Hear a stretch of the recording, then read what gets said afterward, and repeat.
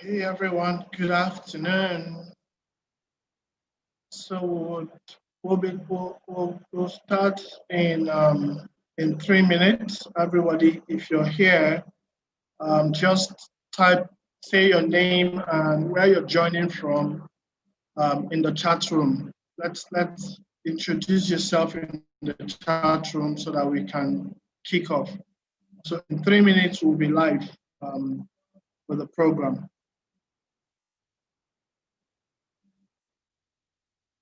Welcome, you do.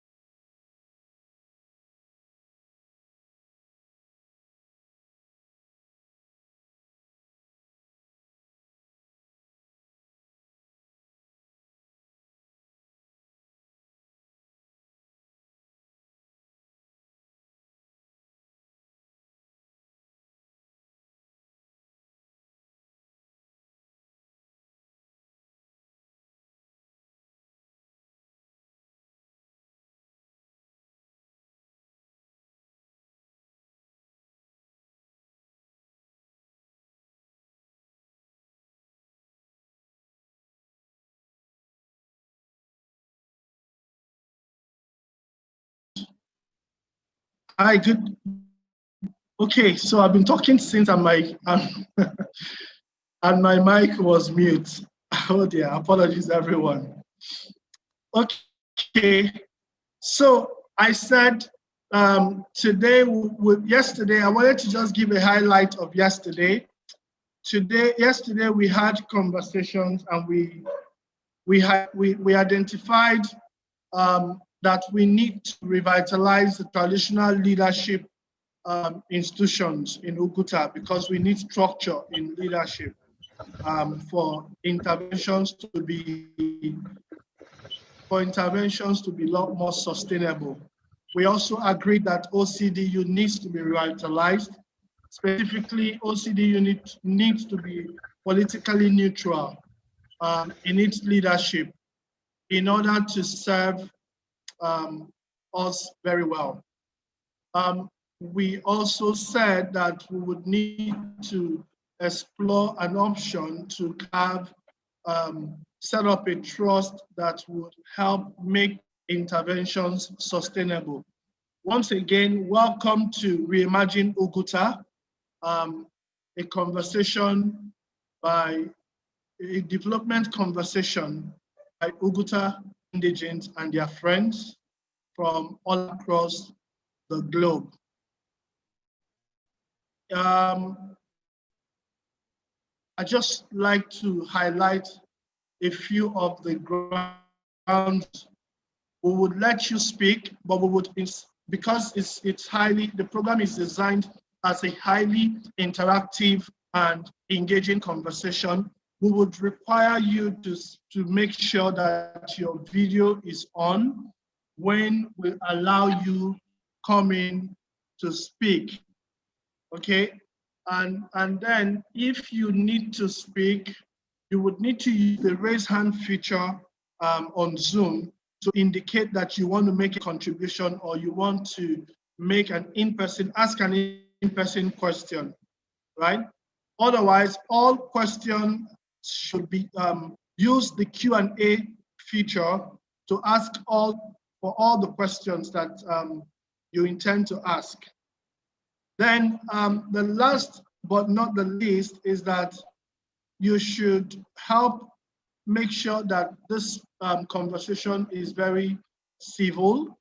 We will not allow the attack on any individual, regardless of who the person is. So let's keep our comment and our contributions very civil and ensure that this is a safe place for everybody to have conversation, and be able to speak their mind in a way that helps us to, to achieve the objective of the program. Now, the output and the outcome of this conversation is going to be made public, and like we've said before, so that everyone who is interested one way or the other in intervening in Oguta, either as an individual or in collaboration with other people, can assess the document and see where they can plug in. I like to say that there's no one way of solving any problem. There's no one way of solving problems. So we have to have an open mind and have a conversation that allows us bring all the possible solutions to the table. And then we can then gradually see which one works best. Without any further waste of time, I'd like to recognize the presence of His Excellency Right Honorable Alphonsus Gerald Irona, the former Deputy Governor of Imo State, and Oguta's son with a high passion. You can almost feel the passion when he talks about Oguta. So we'll give him the honor and give him, by the way, His Excellency has graciously accepted to be available for all the sessions. Okay, so I just had to mention that. So we'll give him the honor. For the next 3 minutes, we would like you to give an opening a remark before we start and commence this today's session. So just give me 1 minute to read your profile, please.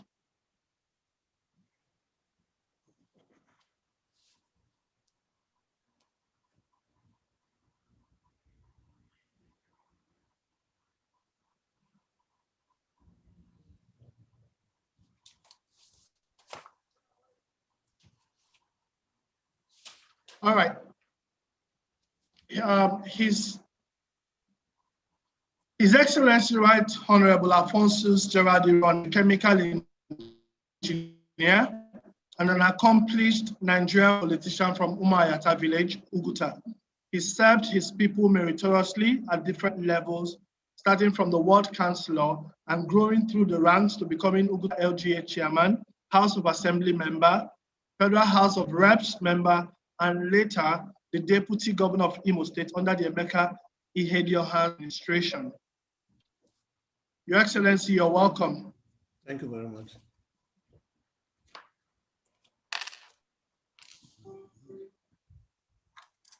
So if you don't mind, sir, if you can, today we're dealing with human capital development and future competitiveness. So we would like you to just give an opening remark, from. Okay, thank you very much, my brother and my fellow Oguta citizens. Let me ask, is our traditional ruler logged on to this program? I want to ask, is he aware of what we are doing? Is he logged in? Was he notified? Your Excellency, the traditional ruler is not logged in. He wasn't notified, but we can correct that maybe after this session. Okay. Okay. Welcome all to this today's episode. Yesterday it was really engaging, and today's program I wish could be better than yesterday. And like my brother Anicha said, at the end of this program, we hope that the outcome shall enrich the overall Oguta landscape and usher in a convivial environment in Oguta where business, enterprise, growth and development of our culture and the cultural heritage will be the order of the day. Yesterday, there was a kind of an opinion on where to go. And true to type, our people, through their voting, those that logged in, were informed by the result that was collected that tourism is where to go. And if tourism is where to go, there are factors, there are things that we do to encourage flourishing of tourism in Oguta. By nature and by design, Oguta is a tourism destination. So we must, as Oguta people, help to harness the full potentials of the community. Today, we are talking about human capital development and future competitiveness. The world is now a global village. If you have a well-trained young man, there is possibility that he could be employed in Kano, in Lagos. There is possibility he could be employed offshore, that is in Europe, America, and other climes. So we have responsibility to ensure that we put our heads together to utilize the potentials we have and find how to galvanize the different contending interests to ensure that at the end of this program that will come out with a workable blueprint on how to maximize the potentials of individual Oguta people, and collectively we'll be able to unite and promote our God-given city, our motherland. Oguta is the pride of Igbo land. Oguta is the pride of Imo State. The caliber of personalities you have in Oguta, the landscape of Oguta, the natural endowment of Oguta have made Oguta the envy, and we must be able to protect ourselves. If people envy you, the most important thing you do is to guide yourself so that you will not be brutalized. I tell you, if we don't galvanize Oguta, if we don't protect ourselves, in the next 10, 15 years, I tell you, if the way and manner we are going, it will not augur well for us. So we must take this engagement very serious. We must be able to, at the end of this engagement, look at the low-hanging fruits and find how to plug it immediately and ensure that we won't be lagging behind. Thank you very much, my brother, for giving me the opportunity. Thank you so much, Your Excellency. Thank you for also keeping it very brief. In the same vein, I would like to introduce the convener of Loop, and by extension, the convener of this session, in the person of Obuagu Dr. Ernest Ngapa. Please just give us a minute to read your seconds to read your profile, and then you can give us your opening remark for today's session that's focusing on human capital development and future competitiveness.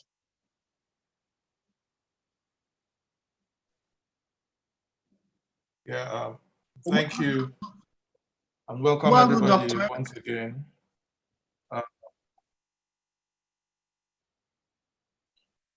Dr. Ernest Ngapa is a civil engineer with over 30 years experience. He is the pioneer executive secretary of the Nigerian Content Development and Monitoring Board and the convener of League of Oguta Professionals. He was appointed Nigerian Content Coordinator at NNPC in 2005 and rose to become the Group General Manager, Nigerian Content Division, NNPC in 2010. Welcome, sir. Thank you. Thank you, Uche. And let me once again welcome all the participants to today's session. From the feedback we got yesterday, I understand a lot of people were streaming live and a lot of people participated in this program, joining other people's connections. I hope that today we will get a growth in the population watching and participating. I also note that some of our participants are not Oguta sons and daughters, but friends of Oguta. I can see Gerald Ilukwe, my friend, and I believe that there are so many other friends of Oguta that are participating. As we progress, we'll begin to focus on implementable actions, and I would implore us to address some issues in the way that they're actionable items so that we have in mind the end game, which is getting these ideas down and working towards actualizing them.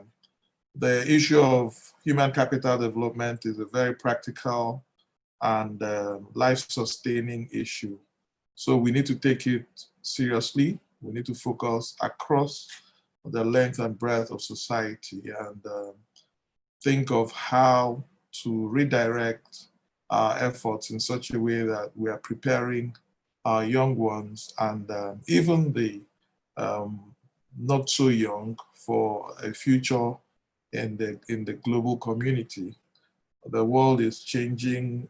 The learning systems are being reformed. So we need to bear that in mind as we make our inputs. A lot is going to happen in the ICT space. So someone like Jerry Lukwe is very experienced in that area, and we must all listen to his ideas. Thank you very much for coming again today. And Uche, you're doing a great job. I'd like to encourage you to continue pushing this envelope. We will continue to make this effort, and together we shall make a lot of progress. Thank you very much, and let's enjoy today's session. All right. Thank you so much, sir.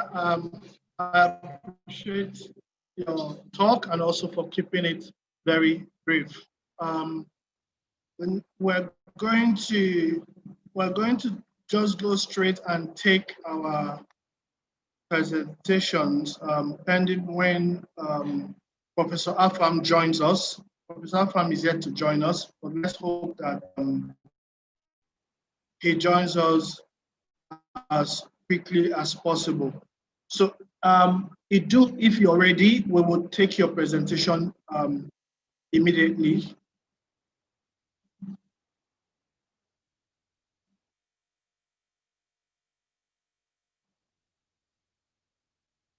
And you can share your screen as well. So just before you go on, we would read your profile and then take it from there.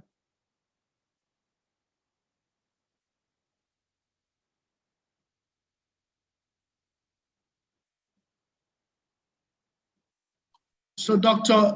Idunga Panga Diaro is a practicing family physician with work experience in Nigeria, the United States, and Canada. Her deep interest, oh dear, sorry, I thought I was sharing I thought they were seeing your stuff already. Okay, good.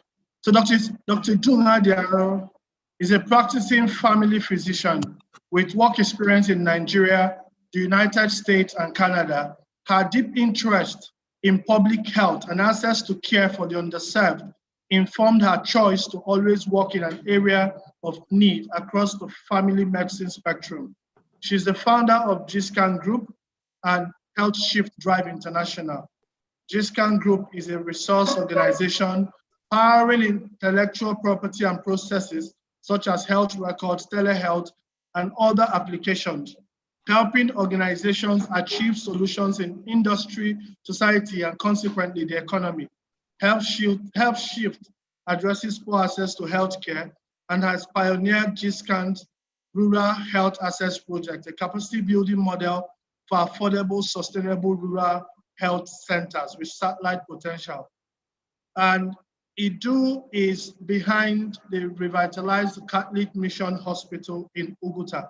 And she's going to be sharing from her experience trying to revitalize that clinic. And this is what the content of our presentation is. Idu, you're welcome. Thank you. Just give me a minute. I'm sorry, I was kind of anticipating Afam going ahead of me, but just give me a minute. Let me share my screen and I think we'll be good. PowerPoint. Okay. So,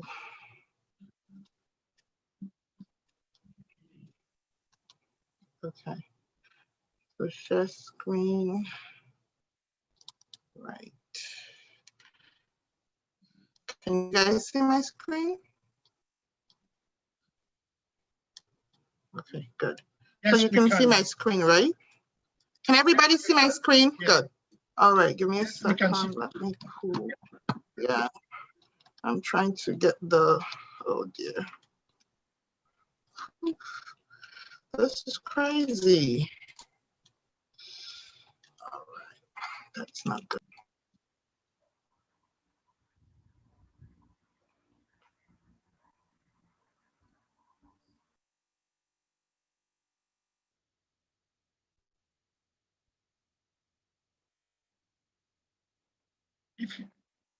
If you're having difficulties, if you forward that to me, I can share it from here.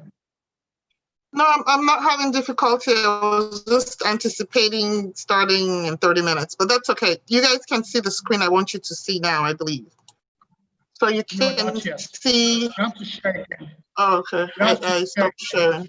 Yeah. Sorry about that. Jesus.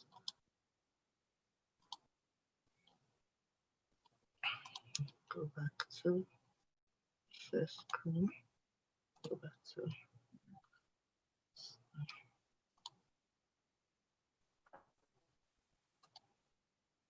Can you see my screen now? Not yet. That is not even believable. What is going on? Okay, I will share my screen one more time. For whatever reason, it's not allowing me to share it immediately. Okay, so I'm just going to say hello to everybody and apologize for the 15-second to 2-minute delay. And without further ado, I will move forward. Okay, now I'm sharing my screen. Can you see me now? Can you see my screen now? Yes, we can. All right. Sorry about that snafu.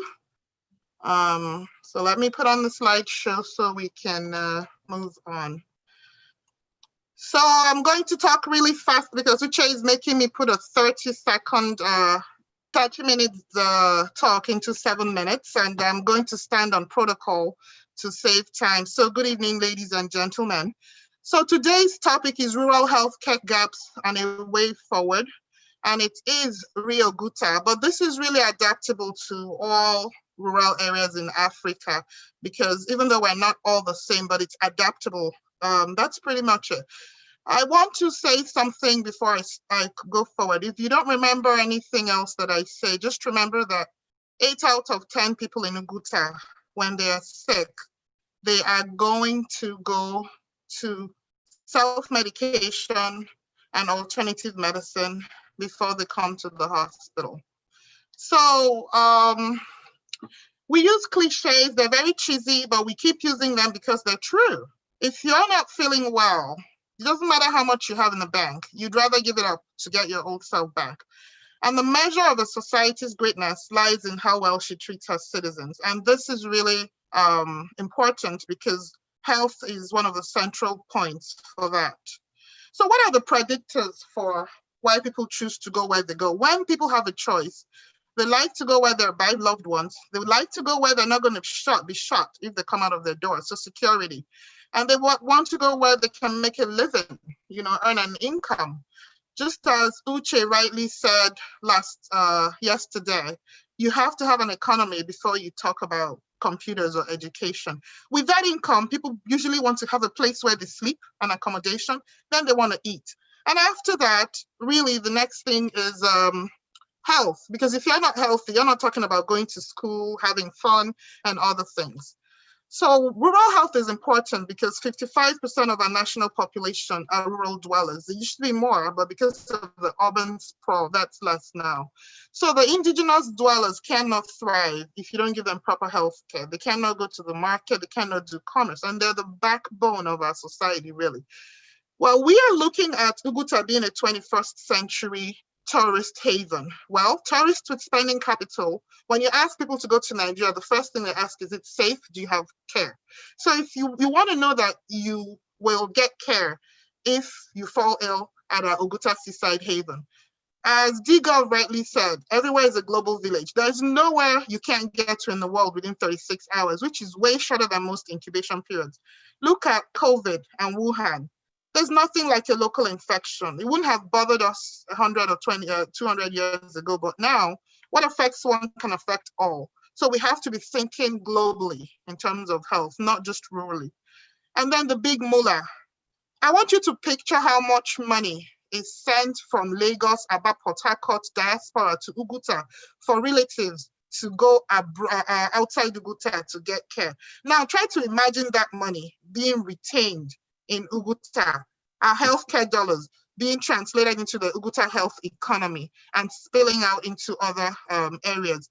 As they say, the Jews, the money circulates in their community 6 times before it leaves in America, whereas the African American, it doesn't even do once. Same thing.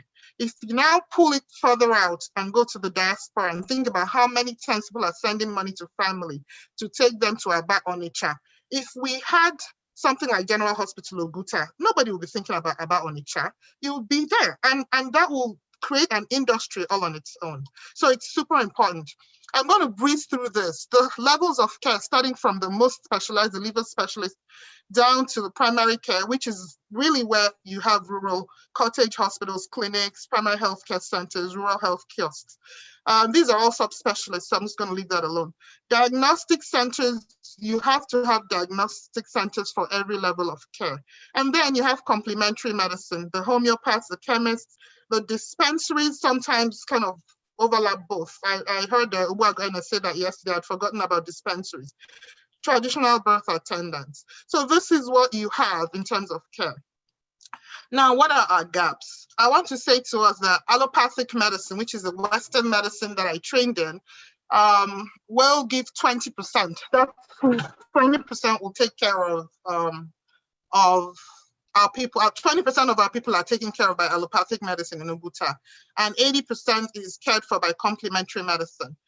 So these grayed out ones are kinds of care that are needed but are not available at all. Oguta General Hospital is physically there, but it's defunded and it's really not there. We have one cottage hospital in Oguta, and I'm not talking about the environment. I'm just staying with Oguta. Clinics, all of those have gone away. We have two small labs, one at our mission hospital and the other one is private. Ours just became automated due to a donor giving us that, and we're very grateful for that. Now, the homeopaths, the chemists, herbalists, osteopaths, bone setters, traditional birth attendants. I have to tell you that 3 out of 10 women who are pregnant in Oguta will not deliver at the hospital. Sometimes the ratio is even worse than that. They either go to the TBAs, the birth attendants, or they deliver at home. So my point is, what's going on? These are major gaps. And we have to start thinking differently about how we change this. What's the way forward? Well, if you gave me a blank check, I would tell Oguta, the Imo State government and the Catholic Church to very quickly fund, equip, and staff our hospitals right away, or give them to us to manage. And that would work. But I know how many times that has been tried. I mean, I think we were about to get it with DGov being there, but we all know that that didn't end up where we wanted it. So this is us asking, why these gaps? And I want to purport that we're putting a square peg in a round hole. We've adopted an unsustainable Western health system rurally. We can't afford it. And the government doesn't prioritize healthcare funding, and the much they give does not get to the end user. The patients don't see the money. The hospitals don't really see the money. Even if it comes to the hospital, somewhere in between, it trails into Neverland. We don't have the human capital. Every physician I'm trying to hire is on a one-way ticket to the UK, to Australia, to Ireland. They're just waiting for a visa and to pass the exams. The nurses, the same thing. So, and then those who can go abroad want to go to the urban centers where they can get a better job and have opportunities for locum private practice. And then there's no return on investment. The earning power in the village is so poor that investors don't want to put their money because they're not going to get any money back. So these are all the troubles. If the mountain will not come to Mohammed, well, what are we going to do? So I am suggesting that we use what we have to get what we want. What is our existing capacity? All those alternative medicine folk, they've already demonstrated very clearly that they want to be part of healthcare. So why don't we help them? It's not like the 80%, it's not like the guy who's going to go to the bone setter is going to come to me, no matter what I do. He just does not believe he can afford me. He believes he can get help at the bone setter. So why don't I set up the bone setter to be successful? Why don't we get a database? What is the expertise available? Where is it? How can we collaborate? Can we standardize this complementary medicine centers? Can we approve them? Can we uniformly educate them at the current obtainable care levels? Can I make it so that the bone setter can see us and say, okay, this is for the orthopedic hospital, so that they don't come to me with their leg with worms coming out? Can the traditional birth attendant be happy to know that this is not a home birth case and call me as a doctor and not feel threatened that I'm going to take away their business?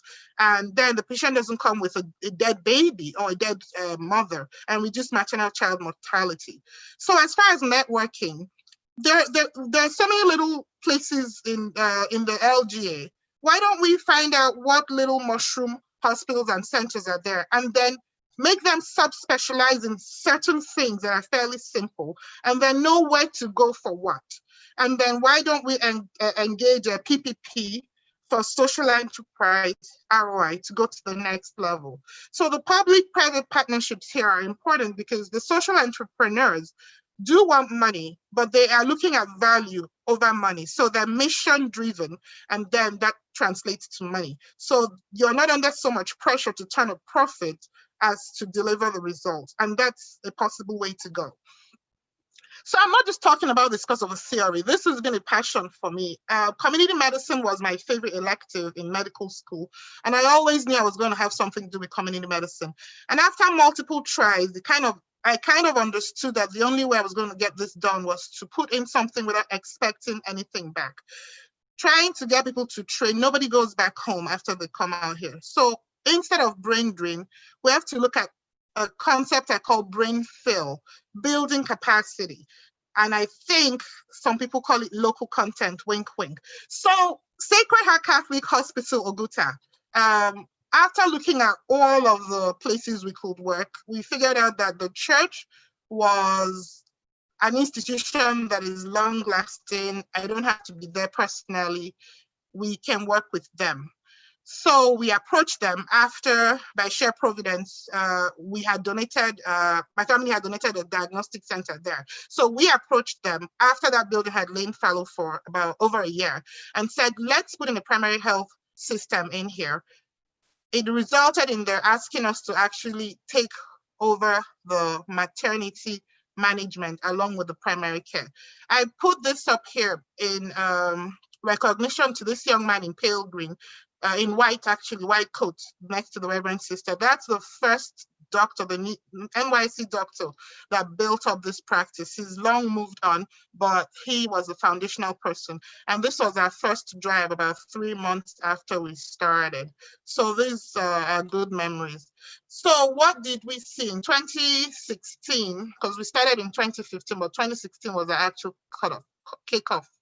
We had a maternity center with primary care nursing services. That's what we met. And then Health Shift Drive International, our NGO, piloted a FIT. FIT is a GSCAN Group's intellectual product. It's a portable health integration and intervention team, essentially a turnaround team. I bamboozled all my senses. Everybody give me 100,000 naira, we'll start a small clinic. Well, with the first 300, we're able to hire these people here, all the staff. And it's basically getting a specialized medical team and putting them into an existing system that has potential for change. And what happened was our goal was to upgrade to a hospital that would serve Oguta. Our objectives were to train the team to run independently and then leave. And then we wanted salaries and operations to come out from IGR only. And we anticipated that we would support them with salary help for 3 to 6 months before we achieve this deliverable. Well, the corollary, on the other side, I look at a lot of the parastatals, the oil companies. They put in a lot of primary health care centers in the LGA, and they flushed them with money. But at 2014, immediately there was an oil turn down. The first money that went in was charitable giving. You won't believe that within 3 months of AGI pulling out of those places, all the clinics closed. It was horrible. Why? There was no transfer of knowledge. There was no capacity built. There was income. People came and worked. The money stopped. They all left. What we've decided is let us build it from the ground. So only people who are passionate, who have a vision to stay, do it. And they have learned how to do it. They told us we were going to do free care for 3 months. But in the first month, we generated 278,000. We were able to pay, I know poor paid, but at least was competitive with what they were getting paid before. Entire staff was paid except half of the doctor's salary, which we covered. And since then, we've never paid salary. Almost all operations are from IGR. We only raise funds for capital expenses. And right now we're trying to raise funds for full power. The lab is 24/7 power, but the hospital isn't. And that's a deterrent for paying clients. Just putting that out there in case we have a help. So today we've gone from Sacred Heart Catholic Hospital and Maternity to Sacred Heart Catholic Hospital, Oguta. What does that mean? It's no longer a maternity, it's a fully Imo State government accredited hospital. We've gone from just having 2 midwives and a bunch of, and a lot of auxiliary nurses to actually having an executive team, 2 doctors, one's actually a junior resident, and a whole bunch of technicians. We've been able to add infrastructure. There's an actual emergency room, a surgical theater, an automated lab, weekly health education program, and we actually are launching an indigent program where people can pay into a caregiver pool to help people who can't pay. Now, we have a lot of work in progress. We're hoping that we can get a visiting specialist. So if a dentist comes to Oguta once a month, you know that you can go and get dental services, eye care, okay? We have a telemedicine app that is going to allow you to get remote specialty care via telemedicine. That's in the works. And if Oguta doctors abroad want to volunteer, that would be great too. So other things we're talking about, mobile health services, and we've put in electronic medical records, because for us to go for foundational money, we need to show monitoring and evaluation. So that's that. So what have we shown and what's next? We have gotten proof of concept, but it's self-help, just like Mr. Chukuma said yesterday. We've proved that we can grow mushroom care systems on a shoestring.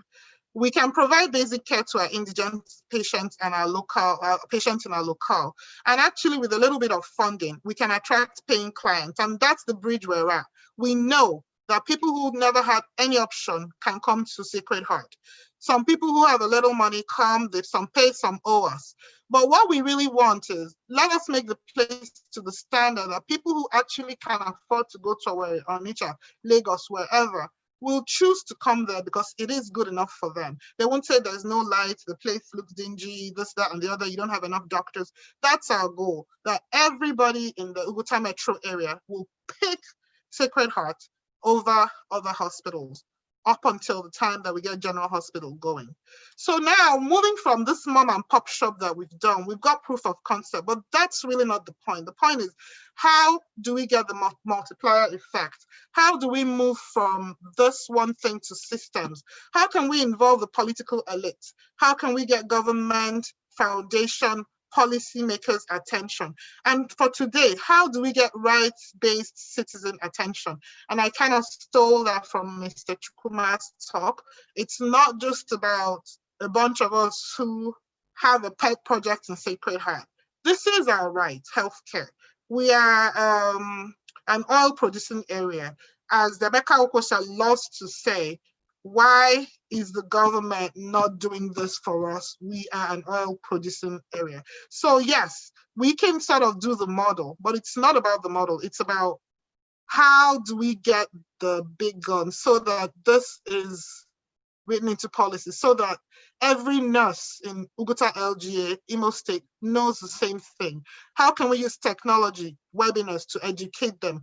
How is it that I walk into one hospital, it's A, the other it's B? Why can't it be like Burger King? If I go into the hospital in Imo State, I expect the same thing. So that's a little bit broader, but for Oguta, it's not good enough that we have this cottage hospital. Yes, thank God there's care. Yes, thank God we're saving lives. But what we really need is what we're going to do so that when I tell my friends in Windsor, hey, look, we have a resort in Oguta, like, who's going to Oguta? I'm not going there. They're afraid. They know there's no care. You want to be able to say this is a 21st century town, not just a sleepy little town where I can go to look at the shrine at Oguta Lake. I actually want to be able to bring my children, feel safe, make sure that if they get hurt, there's going to be care. I'm not going to have a horror story to tell. So it's really, really important that we've shown that it can be done. We need to move to the next level. So if this can be done on a shoestring, which you have me biting my tongue, I'm going so fast. If this can be done on a shoestring, navigating complex church politics, because remember that we came into a church hospital, it wasn't exactly easy. Imagine the possibilities with no restrictions. So mine is a call to action. Come together. Let's build back better. Let's get a 21st century health system that's worthy of Oguta. We cannot have 40 million naira homes. but we don't have Band-Aid in the hospital. It does not make sense. That's my dramatic finish. Thank you, everybody. I'm sorry, Richard, I went over, but this I just couldn't do any last time. Sorry. Thank you, Idu. That's fine. Let's just get going. Was great. We're discussing human capacity development. I think you answered the question really, because you can't discuss human capacity development if the people are not healthy, right? So this is why it's important that we have this conversation. And again, if we are discussing human capacity capital, if we say we are positioning Oguta as a tourism, as a tourist destination, then it's important that we have at least we have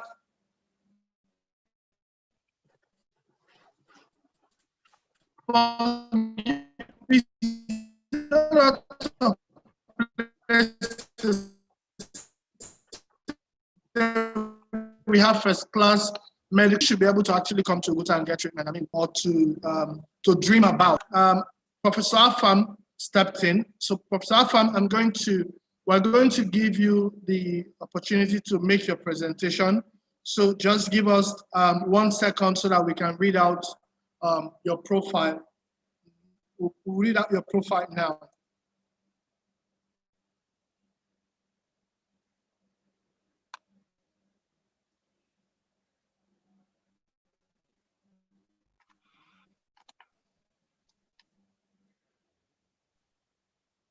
Okay.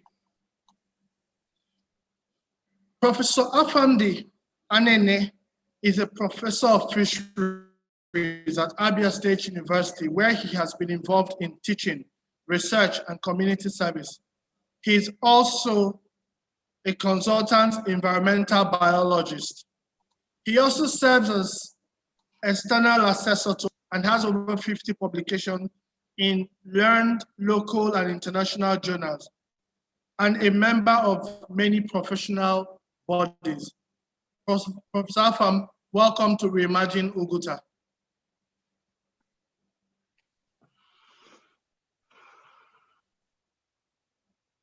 Kindly unmute yourself and share your screen if you're presenting. Prof, you're muted. Okay, great. Yes, I'm muted now. Because which flash, because I had technical problems at this end. I couldn't connect so easily. So because which flash my slides, if you can from there. Can I? Did you send it to me? Sorry. Yes, oh, okay, I see. Just 1 minute. Okay. Okay, just 1 minute.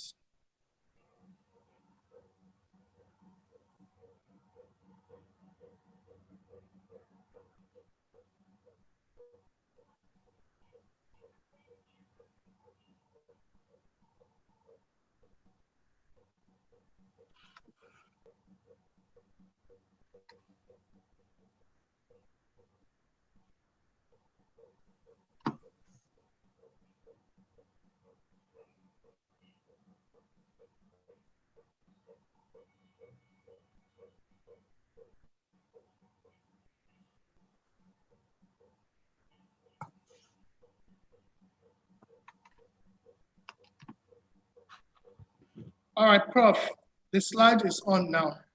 You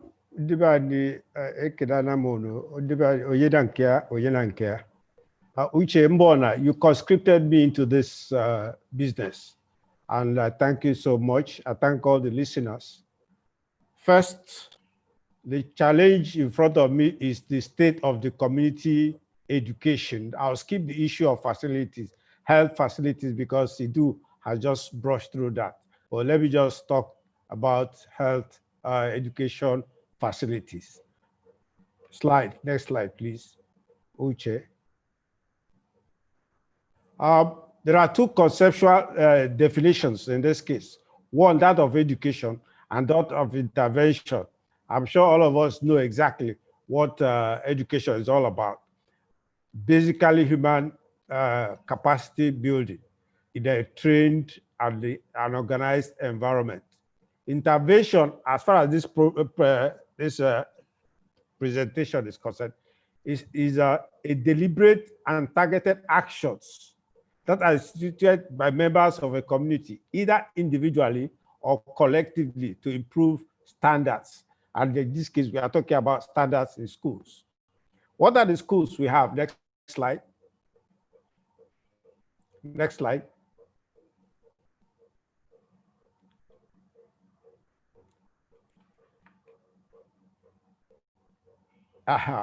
The features of education and the gains of education are very simple, and everybody knows that. Education is carried out and guided by an educator. It's usually programmed. It is structured to achieve specific objectives.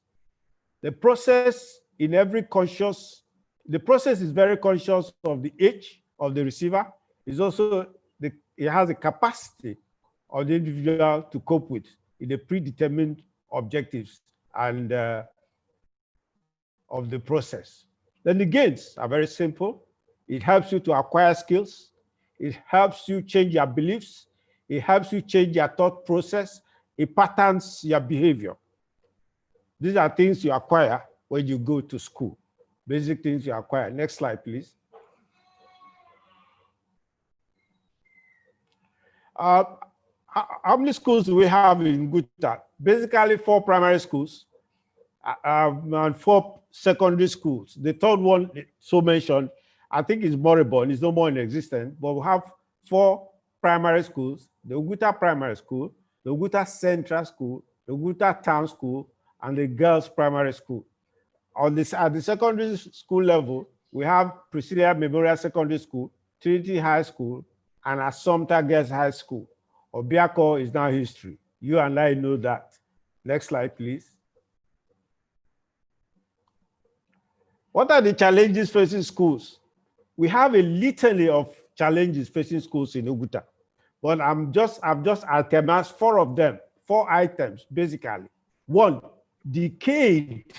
The facilities are decayed. They are far in the process of decay. The infrastructure are, let me say, they are gone. 2, motivation and morale of teaching staff, very, very low. 3, I captioned it recruitment of teaching staff is virtually non-existent or at its low ebb. Finally, computer awareness. Those are the challenges. There are no schools with any form of IT in Oguta, except again, the Assumpta Girls Primary School, where a lot has been done in that area. But for all your schools, especially at the primary level, there is no semblance of IT awareness. Let's go to the next slide. Next slide. Having faced the challenges, let's just take 2 illustrations of the challenges. You can see the structure there. These are the technology building and one of the classrooms in Trinity High School. This picture was courtesy of Choba Okarafo. You can see what the dilapidated structure can be. The next slide, please. That's a profile of the teaching structure, or the staffing structure in the primary schools in Oguta. You can see they have a total of 1,094 students with only 15 teaching staff. It's a horrible situation. So it therefore means if you have to work with a ratio of 1 to 20 to 25 students per class, you now need 45 teachers, which therefore means there is a shortfall of more than 30 teachers required to teach in the primary schools. The situation in the secondary school is no different. Next slide. The next slide tells us what interventions are taking place within the ambits of Loop. What intervention programs has Loop, how has Loop intervened to take care of these problems? In terms of decaying infrastructure, Loop has repaired damaged roof in PMGSS. Loop has supplied 39 desks to Girls Primary School, and Loop has also supplied executive library seats to secondary schools in Oguta. Mind you, before I go on, I want to state categorically that Loop is not the only organization intervening in the running of schools in Oguta. There are so many intervention programs, and this attempt or this presentation is not undermining, it's not minimizing the intervention of the other groups or individuals. What I am saying, telling you are the records within my reach. I don't have the other records, but I understand that old boys of Trinity High School are doing a lot in terms of resuscitating the decayed and infrastructure in Trinity High School. Next slide, please. Next slide.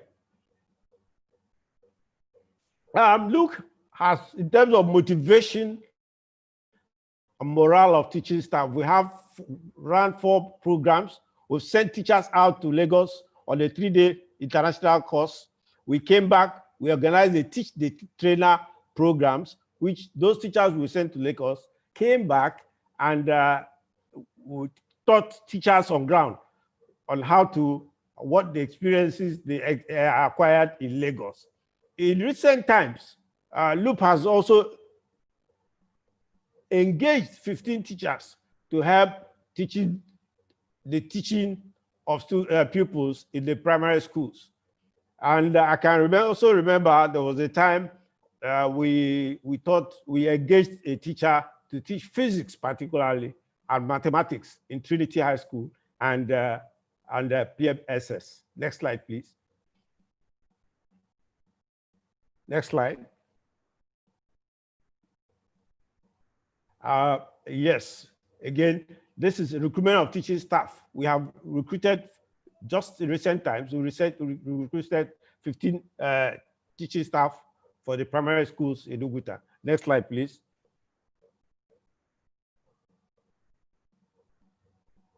Next slide. I can't say, like I said about health facilities, IDU has already taken a lot of it. But I think what we should bring in focus here is the modalities for funding our projects. Our projects are largely funded by Loop members and sympathizers and people, friends who help us in funding our project. I take the example of the re-roofing of PMSS. It cost us about 3.4 million naira to re-roof the program, the school. And Loop was only able to raise about 40% of the money. I think the rest was donated by somebody who prefers to be anonymous in this matter. He took care of the other 60% and the roofs were taken. In terms of funding of the teachers in the primary schools, the secret is open. The news is open, is in our platform. We have a donation or pledge worth our programs. Actually, the teachers are supposed to earn a salary of about 30,000 naira per month. And for 1 year, 15 teachers will earn about 5.4 million. So far, Loop members, sympathizers, benefactors have been able to raise a pledge 4.5 million or thereabout. And at CAD, we have about 3.4 million in our kitty, which we should drive our salary bill to about 70 to 80%. At this point, we need to mention our members in the US, sympathizers in the US, the Oguta UK group, UK Ireland group, and the Canada group. They are doing a fantastic job in helping us raise enough money to take care of this project. This generally is a gory state, and we need to put all hands on deck. And I want to drive back to what Chukuma said yesterday about funding of projects, about in totality his idea of sustainability. Ladies and gentlemen, thank you so much.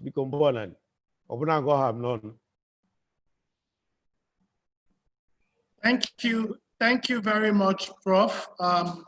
Thank you so much.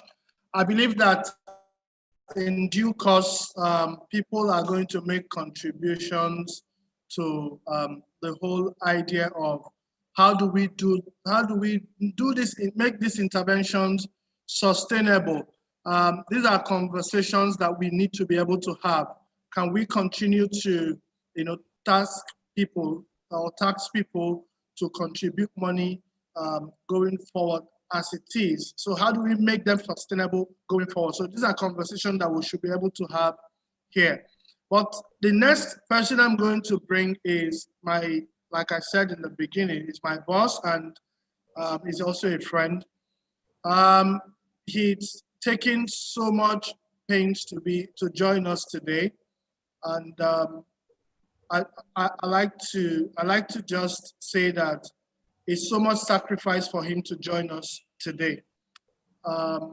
He's no other than Mr. Gerard Ilukwe, and I'm going to be reading his profile next. So Mr. Gerard, if you're ready, you can start getting ready to present. Just give me 1 minute to read your profile so that people can follow. So Mr. Gerard Ilukwe is a development technologist and an experienced corporate and technology industry executive focused on transformative outcomes. He has a career steeped in leadership experience spanning several national and multinational technology infrastructure corporations. Gerard was former country manager, Microsoft, and later managing director of Galaxy Backbone. He is currently the Chief Information Officer, Kaduna State Government, helping the authorities there deploy technology to accelerate development.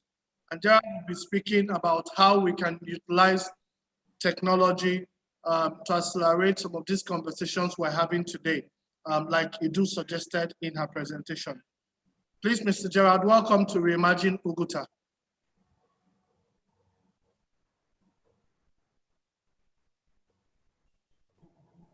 Thank you very much, Uche. I'm very glad to be here. Of course, the combination of Uche Aniche and my brother Enes Nwapa means that any directives to present will have to be obeyed. Unfortunately, I'm not at my best at the moment. I'm not feeling too well, but I hope I'll get to it. Anyway, so Uche, you have my presentation, right? I uploaded it, or should I?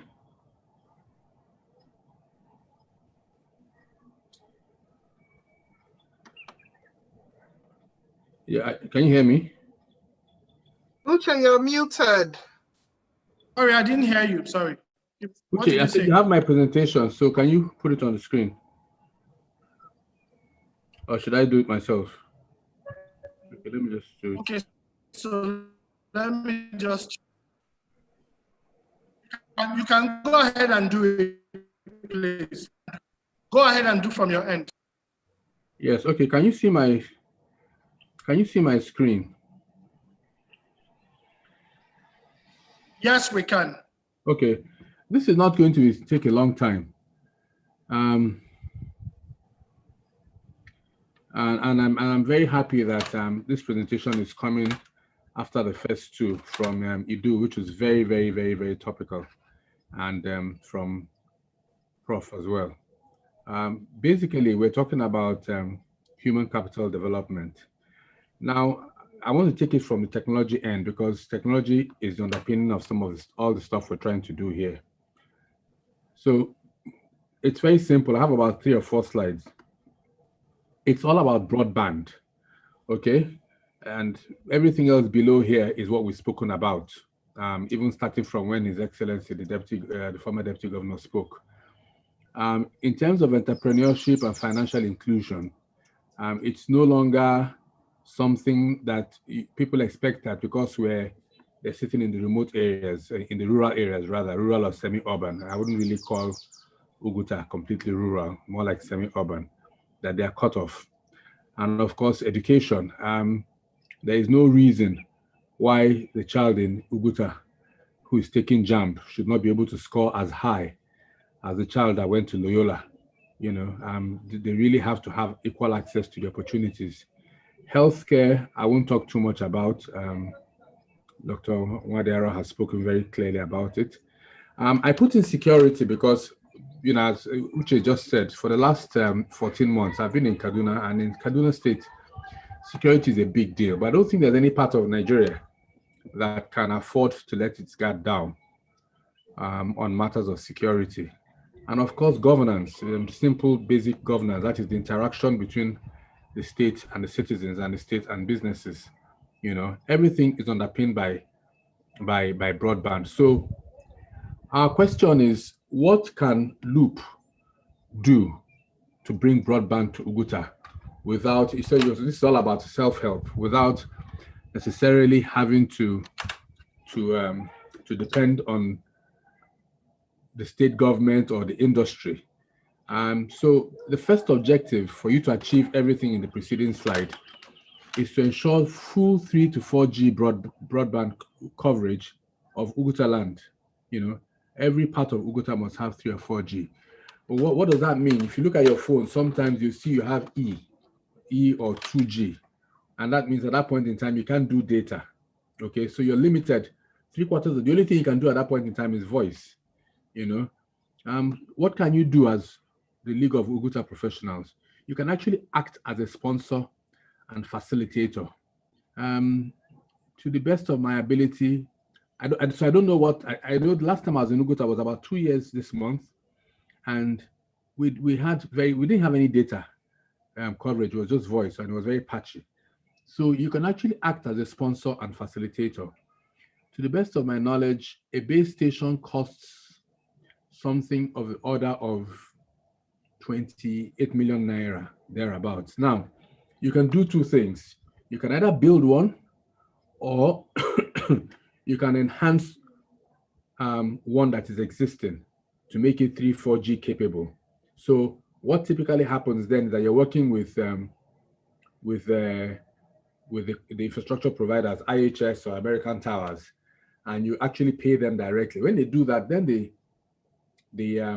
operators will come, whether it's MTN or, you know, at least the first element, which is the capital cost, has been taken care of. And one of the important things I felt a need to highlight is, that we also sometimes don't really fully exploit our own human capital. So for example, in this discussion around building out base stations or funding base stations, if you were to decide to do that, for example, there's a gentleman, I don't know how many of you know him, Val Anozia, who is from Oguta, you know, so he can be your anchor person here. He's achieved a few things in the industry. So my point is, we also begin to look inwards, you know. You see the second point I put there, Loop can act as a sponsor and a facilitator. And as a facilitator, you can liaise with the state government to get waivers and concessions on right of way and other charges. You know, you have right of way, you have there are a few other charges that the state governments take from the operators that make them scared of coming to build.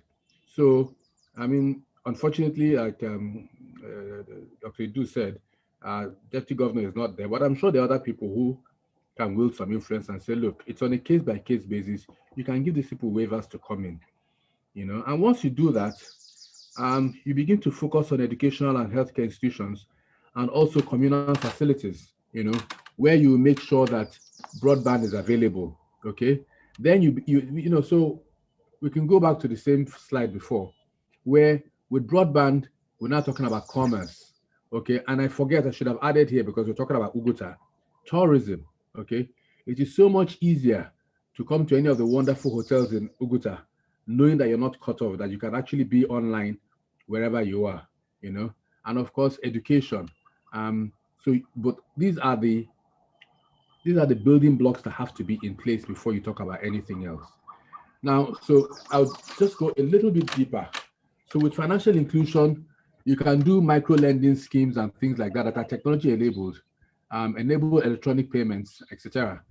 So I'll be surprised if Oguta sons and daughters have not funded a microfinance bank. You know, I mean, from there, with identity and everything, you can begin to talk about micro lending, you know, and communal finance schemes, and even direct benefits. If there's a society that maybe feels that, okay, every Christmas, indigent brothers and sisters will give them 5,000 or 10,000, you're going to be able to use this to disburse money. Okay. Education.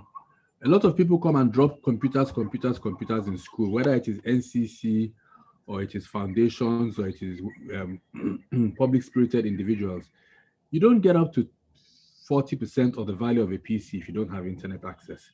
So once you have established the broadband platform, you know, the broadband infrastructure, then you can begin to sponsor devices and solutions for tertiary and secondary educational institutions. The same goes for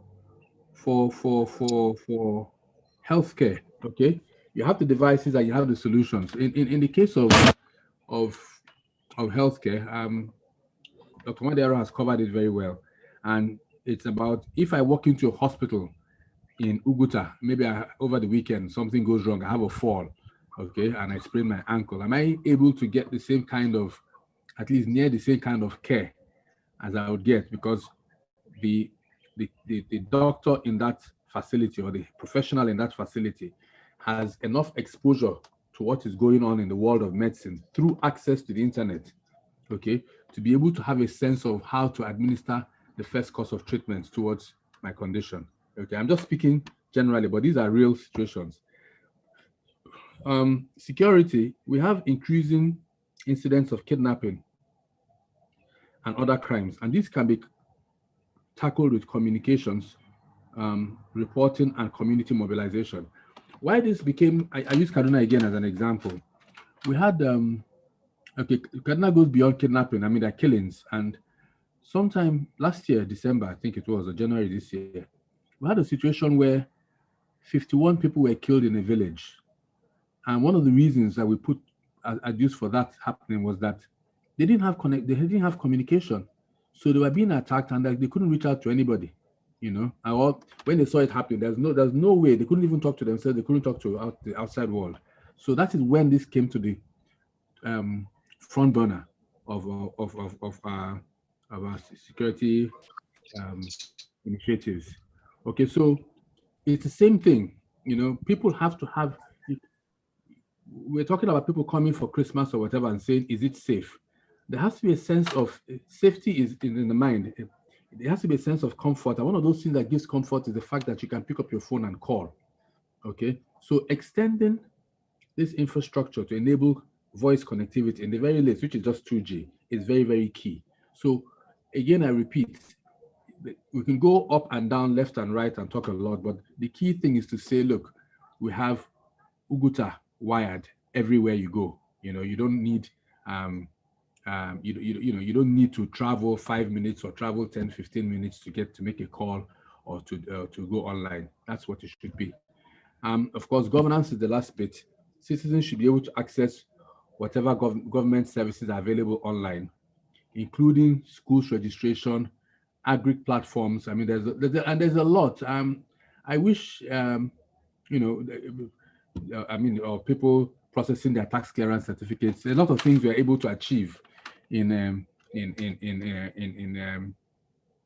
achieved in Kaduna State that I hope Imo State is able to achieve. But the point is, let the Oguta community not be cut off from access to those facilities if they exist, to those services, if indeed they exist, as provided by the state government. Okay, so that's the key thing. And so an Oguta can actually help itself, you know, get onto the global communication network. I'm going to keep it short here, but and if there are questions and comments, you know, it's as simple as that. I'll take them. Thank you. Thank you. Thank you so much. Thank you so much, sir.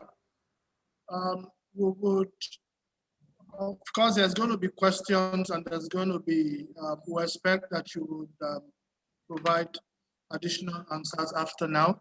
The very next session is going to be a sort of a panel session that is going to involve everyone here as well.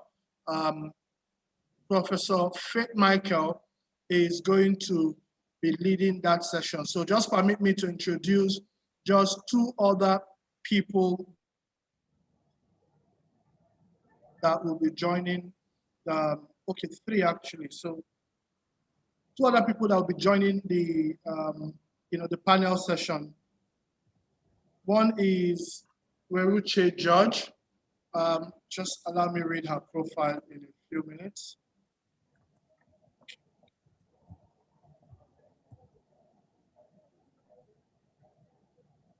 All right, so Weruche George is a published author and human rights advocate living in Hamden, Connecticut, USA. Her published book of poems, A Drumless Beat in My Heart, describes the soul of a woman during a dark journey. She has degrees in English communication and studies in the law, and is continuing her advanced education in international law and human rights. She's a human rights advocate, passionate about helping refugees, victims of persecution and domestic violence, and volunteers her time to impact others positively. Welcome, Weruche. And then Pastor Jerry will let you introduce yourself as you join the conversation, so that we don't, because I don't have that here and I don't want to mix things up. So just allow me to reintroduce again Professor Faith Michael. Professor Faith Michael is a professor of computer science and information systems at Mount Royal University, Calgary, Canada. Faith Michael has made noteworthy contributions to educational and community development in Africa. He facilitated the donation of over 8,000 volumes of books to Nigerian universities and colleges. He's also co-founder and director of several organizations, including Cambridge College, Hamptons International School, Novena Educational Consult, and Novena Systems and Technology. He served as a Canadian Commonwealth Scholar, Kaneshie African Diaspora Fellow, and Senior Research Advisor in SPDC Nigeria. Welcome, Professor Faith Michael.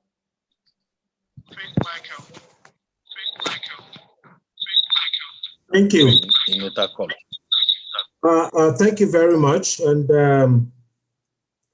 Pastor Jerry, could you please introduce yourself so that we can proceed with this aspect of the program? Can you please, is Dr. Jerry here? Yes, I'm here. Can you hear me? Okay. Can you hear me? Yes, we can. Good. I'm Pastor Jerry Ifacho. I'm from Oguta, Umutoguma village. I live in London. I schooled here in London, and presently I'm the pastor of Canaan Church in Tottenham, London. I schooled in North Middlesex University. I did microbiology MSc and worked in London here before I joined the ministry. I got a call and joined the ministry, and I've been in the ministry till date. Thank you. Thank you so much, Pastor Jerry. And I want to thank our speakers. They made powerful presentations. Dr. Idu Nwadearo actually touched a number of us. she spoke to the need for us to have a viable healthcare facility in Oguta. And she also touched on the use of technology in enhancing healthcare access, which is a topic that is very dear to me. Professor Afamanene gave us, he opened our eyes to the educational situation in Oguta. He used the word decay, and that word was very instructive. But also, he mentioned the fact that we have a number of interventions. It's not as if we don't have interventions. We do. But those interventions are not yet enough. We had a very eye-opening talk by Gerard Ilukwe, and it's all about broadband. Without broadband, we can't move forward. And we thank you all for your presentations. Now we're going to go into discussing some of the things that they talked about and some of the questions that we had received in advance. And the first question, we will throw this question to Professor Famanene. In discussing human capital development, how can we enhance the capacity of people at the lower pyramid, at the lower professional pyramid, the artisans, the vocationally trained people, and those who contribute to the bolts and nuts of a society in Oguta?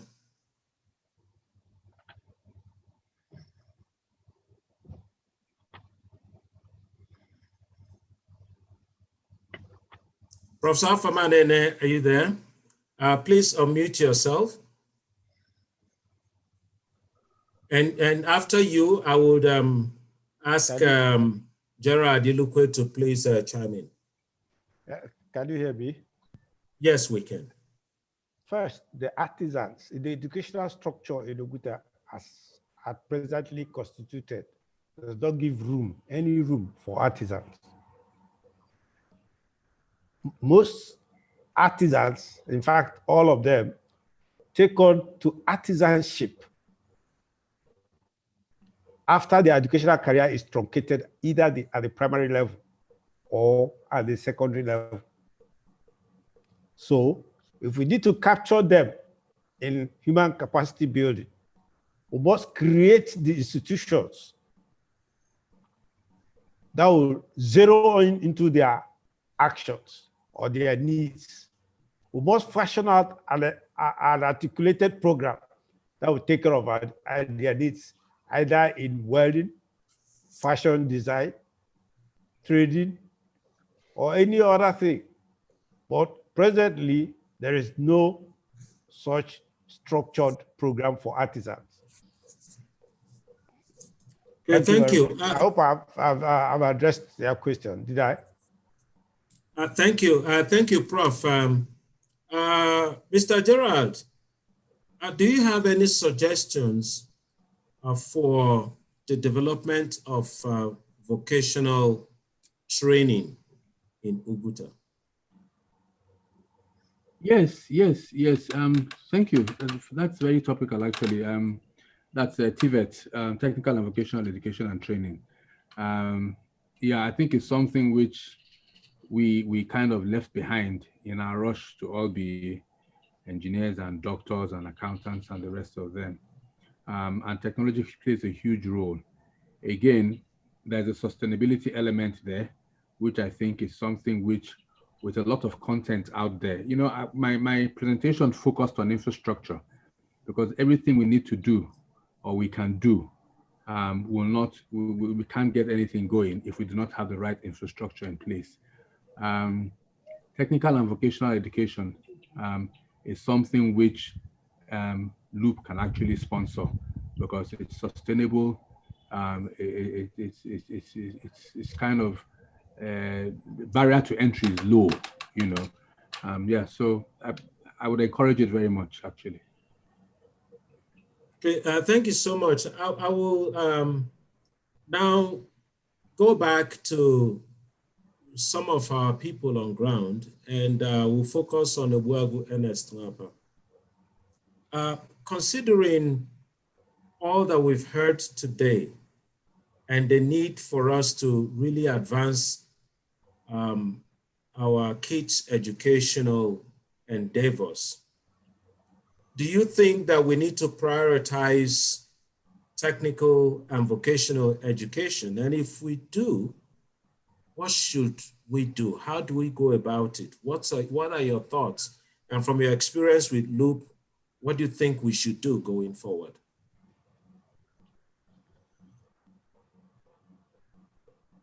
Yes, thank you, Prof. I think that once we have the mindset, the correct mindset as community leaders, all of us, and as very serious citizens of Nigeria, we can do anything we want to do to push our younger ones, our youth and our children to great heights. I'm very, very, very happy with the presentations that Dr. Idu and Jerry and Professor Pham have presented. I was caught off a little bit when the pastor was speaking, but let me just talk around the three presentations. On healthcare, the progress of Sacred Heart Hospital has shown what community effort can achieve. I would really want Idu to, if she has an opportunity, to give us some specific numbers. How many people do they treat? What does it cost an average citizen to get general health care? And then we push that, because a healthy person is the only person you can begin to teach and grow capacity. Also, Professor Nene has taken us through the success that they've achieved in their committee on Loop. And one of the beautiful things about Loop is we're trying to develop a system where some autonomy occurs in these various areas. People who are specialized in key areas should drive their zones, drive activity in their zones, and let us impact the community directly. Looking at what Jerry Lukwe said, it is very clear to us that we have to focus on that broadband issue. It's a bit better today than it was a few years ago. At least in the resort we run in Oguta, we are able to get about 60% internet service, but it's not strong, and that's because we have not really brought it up. Now, vocational education is the key. We've been working in Oguta for about 5 years doing construction. And a lot of the local capacity we have, the bricklayers, the welders, most of the steelworks we've done there are done by welders in Oguta. And we just bring in some experts to come in and upgrade their activity. Welding, like I said, carpentry, electricity, all the vocations are very key to today's world. And then when we underpin it with information technology, people these days, you know, before, if you bought a computer, if you bought a toy, you are asked to read the owner's manual before you install it. These days, when you go on YouTube, you can learn how to fly a plane. You buy a drone today, you go on YouTube, you learn. But if the kids can't access the internet, they can't even know what's going on around the world. And apart from just having that facility, when we create the critical mass, it becomes cheaper. A lot of people are not joining this exercise because it's so costly. It's so costly to join, to use data in Oguta. So I think it's a very, very strong awakening from my perspective.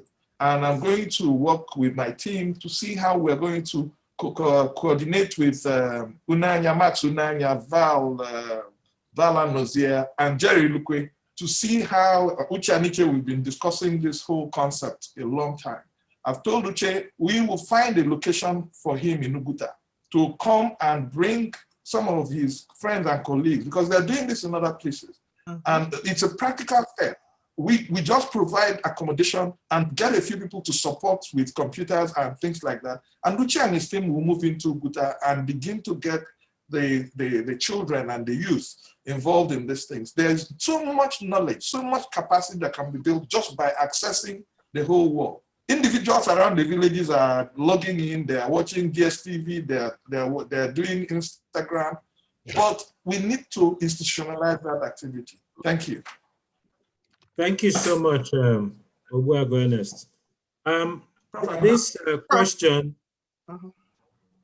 okay, Dr. Du, you want to say something? Well, I have a two-part, so I don't know. I was going to respond to this conversation, and I wanted to respond to Oguago's question about health. So I don't know if I want to. I don't know if I want to go on or after. Let's go ahead. Okay, do both. so I want to talk about the Igbo apprenticeship project or concept. It's actually, a lot has been written about it. It's been studied in university. It's actually said to be the most effective apprenticeship project in the world in terms of how people come in and follow their Oga and do their apprenticeship, and when they're done, they're released and they become experts, and it continues to go. And so one person has a cloud of apprentice witnesses following them.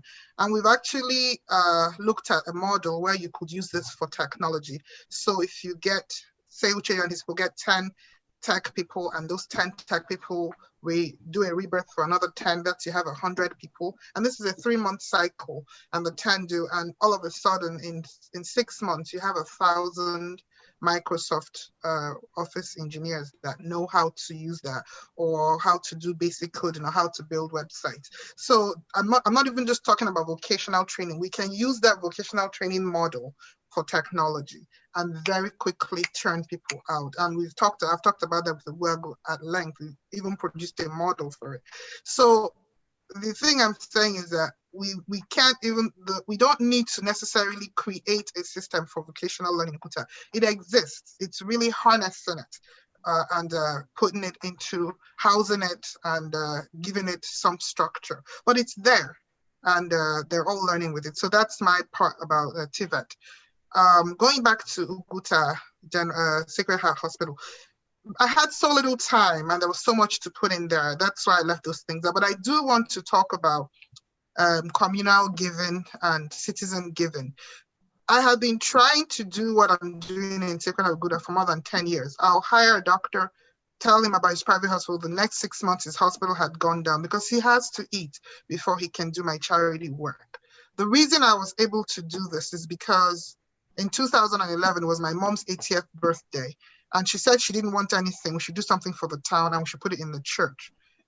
And we donated that diagnostic center that we're using as a building. It was impossible to have a diagnostic center without a patient care base for a referral, or referral base rather.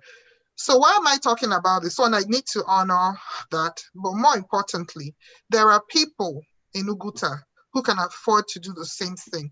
And when your charity giving is important to start, the people's dreams are tied into what you do. That's really the point I'm trying to make. So that let us not keep waiting for the next person. Ifeoma Ferguson has told me now that she wants to contribute to the power project. Because of her, that 5 kVA generator that's running alone in the 5 kVA inverter that's running alone in the hospital is going to become, is not going to die. It's already having problems because it's not attached to a generator, so it can't sustain. So when she does what she needs to do and other people do, that dream will come alive. So I'm really not just saying, oh, they donated this. I'm saying, please look and see where you can help until we get to where we have institutionalized rights-based citizenry affecting stuff. There's stuff you can do. Look around, find out, and go ahead and help. So that's one. As far as the hospital, honestly, when we took it over from the Reverend Sisters, they told us that we had to do free care for 3 months just to generate a buzz. And I said, no, people are passing this hospital and going to Ndidi and Oweri to take care, and they're paying twice what we're going to charge. So they can as well stay home, not pay the transport fare, and pay a percentage of what we're going to charge them. And that's how we started. What's interesting is from 278, the MOU we did was that we're going to get ₦1 million a month IGR within 2 years, or we'll pull out. Within 6 months, we had that. Or we did it six months ahead of time.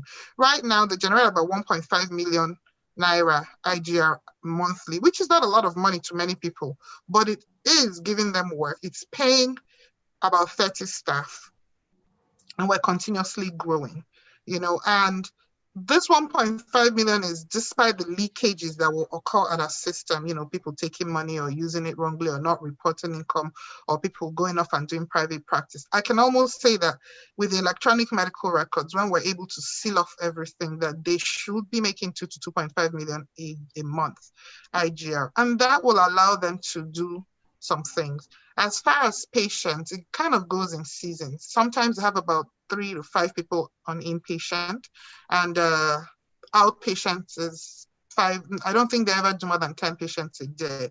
That's when it's very busy, except maybe Christmas period or maybe May period. But there are opportunities. We have a home visit system where you can go visit people. We want to be able to put the health education in there, people coming in for physiotherapy. I'm going to stop, but there was just to respond to that question. There are endless possibilities. Okay, thank you, Dr. Adu. We have 2 questions here that I'm going to tie into one and ask His Excellency to please help us out, and Weruche George will also chime in. And that's the issue of sustainability. We are discussing a lot of lofty ideas, and people are asking the question, how sustainable will this be? Onyebuchi is asking around the area of economic sustainability, and Honorable Paul and Zeribe is discussing the aspect of electricity, that without electricity, some of these things we're talking about will be a mirage. So I will ask His Excellency to please discuss the issue of sustainability of some of these things that we're talking about, especially the broadband and vocational education.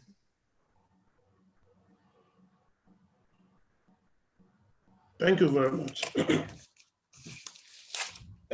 Let me commend our brother, one net number, Gerard Ilukwe, for making our time to come and interface with us and engage our people on ICT. I equally want to appreciate Dr. Idu Oboro, my teacher, Professor Afan was my teacher. He taught me physics and PMSS. Because I want to say that, I bow for you. Thank you, sir. I want to say that within the few months we were in government, I did a memo to His Excellency, the governor of Imo State. You see, you cannot have 4 primary schools in Oguta. And I engaged some people like Barrister Mado, Professor Ike Azok. I sampled opinion. I even spoke with the headmasters and headmistresses of those schools. The 4 schools you have in Oguta, if you look at their population, if you look at the infrastructure available, if you look at the teaching staff you have there, you see it doesn't worth it. Ideally, Oguta should have 2 primary schools that will be well managed and well provided with staff to manage this, to teach the pupil. If you do that, if you look at the figure, churned out by Professor Afamanele. You see, the students are understaffed with teachers. The school is simply underpopulated by students.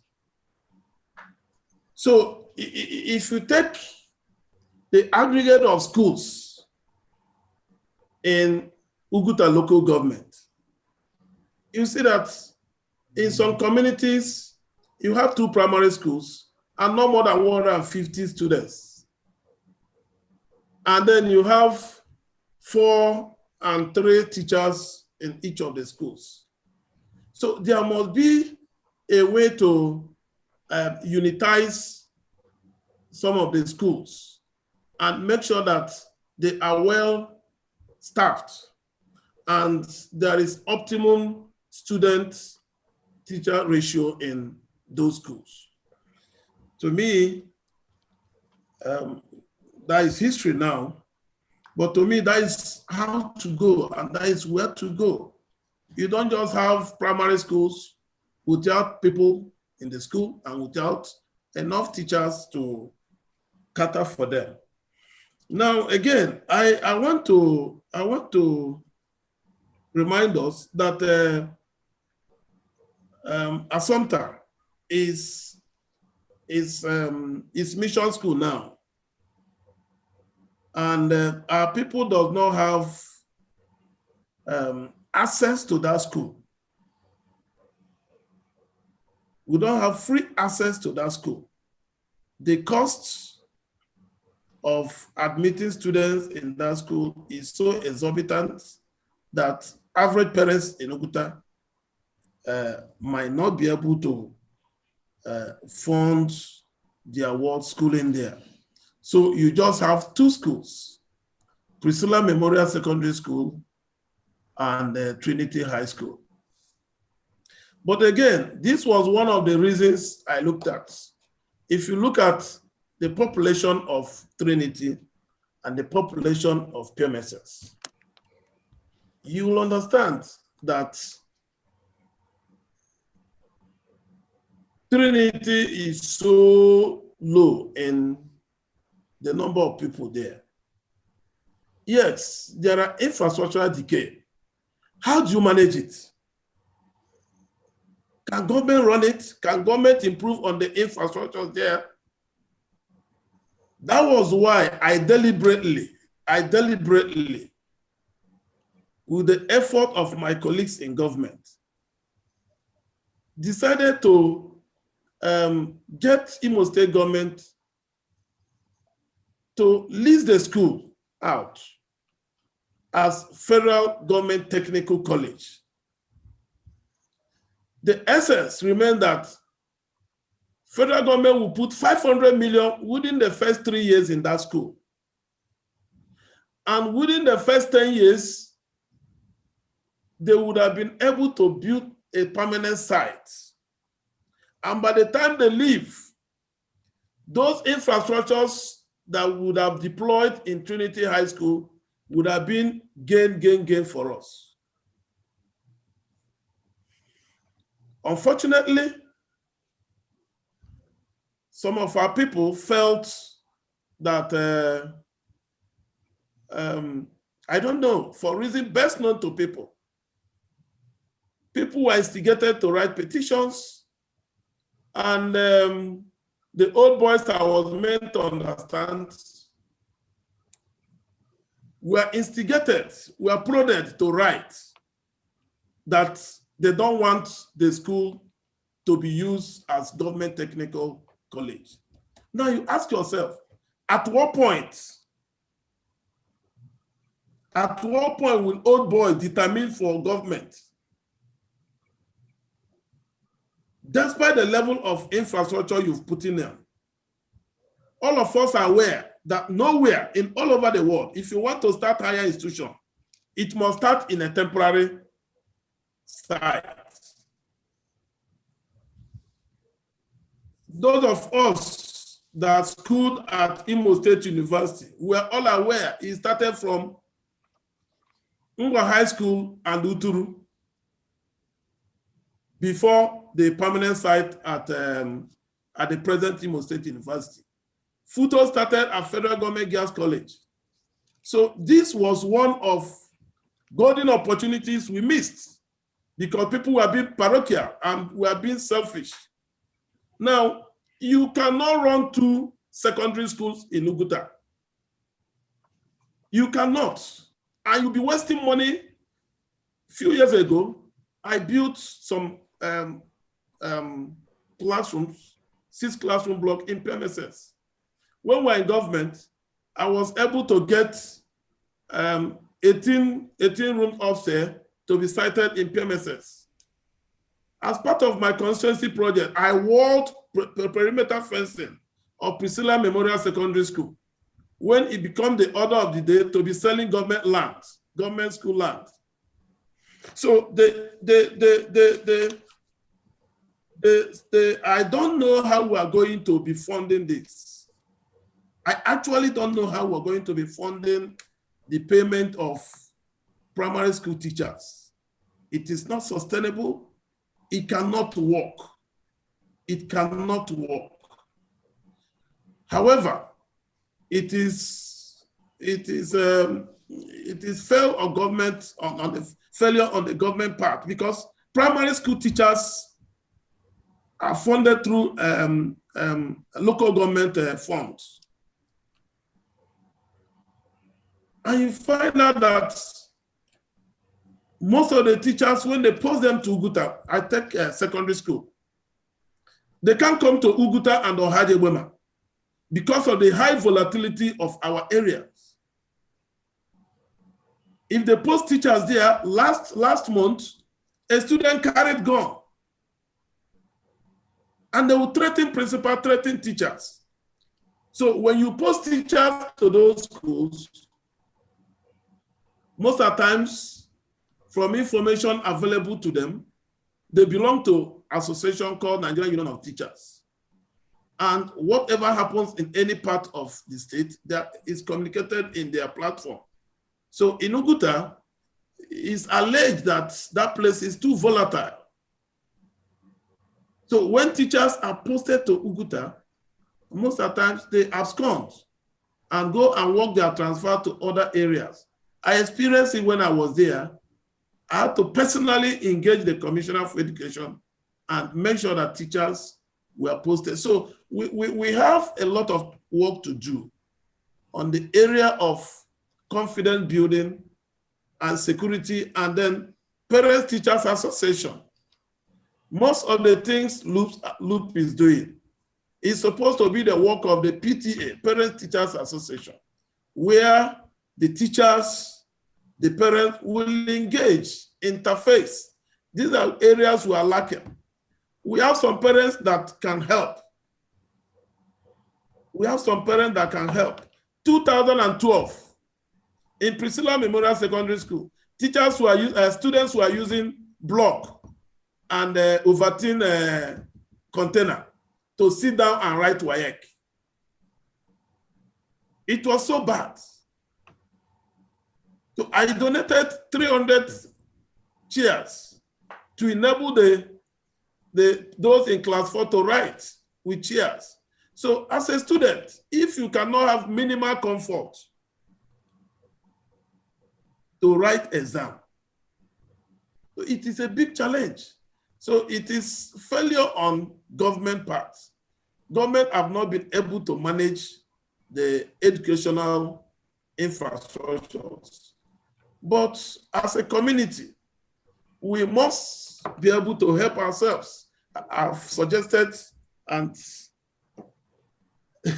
that a situation where an intervention came from the above to help you. Imagine where the Trinity High School is taking over. The student from the other Trinity will come to PMSS. You have full complement of schools, and the teachers-student ratio will be high. But we keep on derailing. Then on area of vocational education, I have my worry. I have my concern. If you go to Oguta today,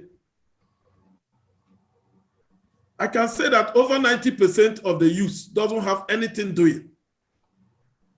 And most of them are within the age bracket of 18 to 35 years. It means that in next 10 years, in next 5 years, 10 years, there will be a societal risk to the community. So there must be an aggressive, what I call it, we must find a way to accommodate those youths. Some of them are willing to go to schools. Some of them cannot go to schools, but are willing to learn trades. Most of them doesn't want to go to school, doesn't want to learn trades, but want free money. The last group is a major challenge. For those of them that want to learn trades, like what Engineer Ernest Wapa said, some of them could be engaged in area of welding and fabrication. If you are building a house now in Oguta, if you want to do POP, those people that does POP are from Benin and Togo. They're from Benin Republic and from Togo. And you have to go and bring them from Owerri or Nisha. So if you train 1 or 2 Oguta sons and daughters, they will be able to train others in that apprenticeship level, as mentioned by Dr. Iju. Now we have people that can do agriculture. In fact, Oguta is modeled as a tourism and agricultural city. We have vast expanse of land. With technology, from the current technology, in fact, I'm into farming.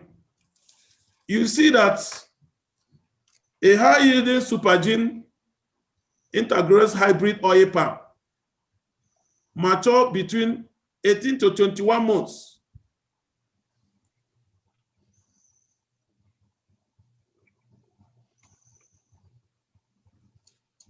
Okay, it looks like His Excellency is frozen. And thank you, His Excellency. Unfortunately, technology is seeming to fail us here. While we await him, I don't know if Weruche is, okay, Weruche, can you please chime in? And later we'll call back His Excellency. Sure, sounds good. Hello, everyone. Good afternoon. It's really wonderful to join this wonderful group of people. Thank you, Idu, for your wonderful presentation, Dr. Idu, for your wonderful presentation and the work. The work is amazing, you know, the dedication, that's what we need. We need people, you know, groups like yours that would, you know, go to identify the problem, go there and try to resolve it, even within all the, you know, the challenges that you face. Thanks for that. I was going to add something to, first of all, to what you said about how do we engage the government.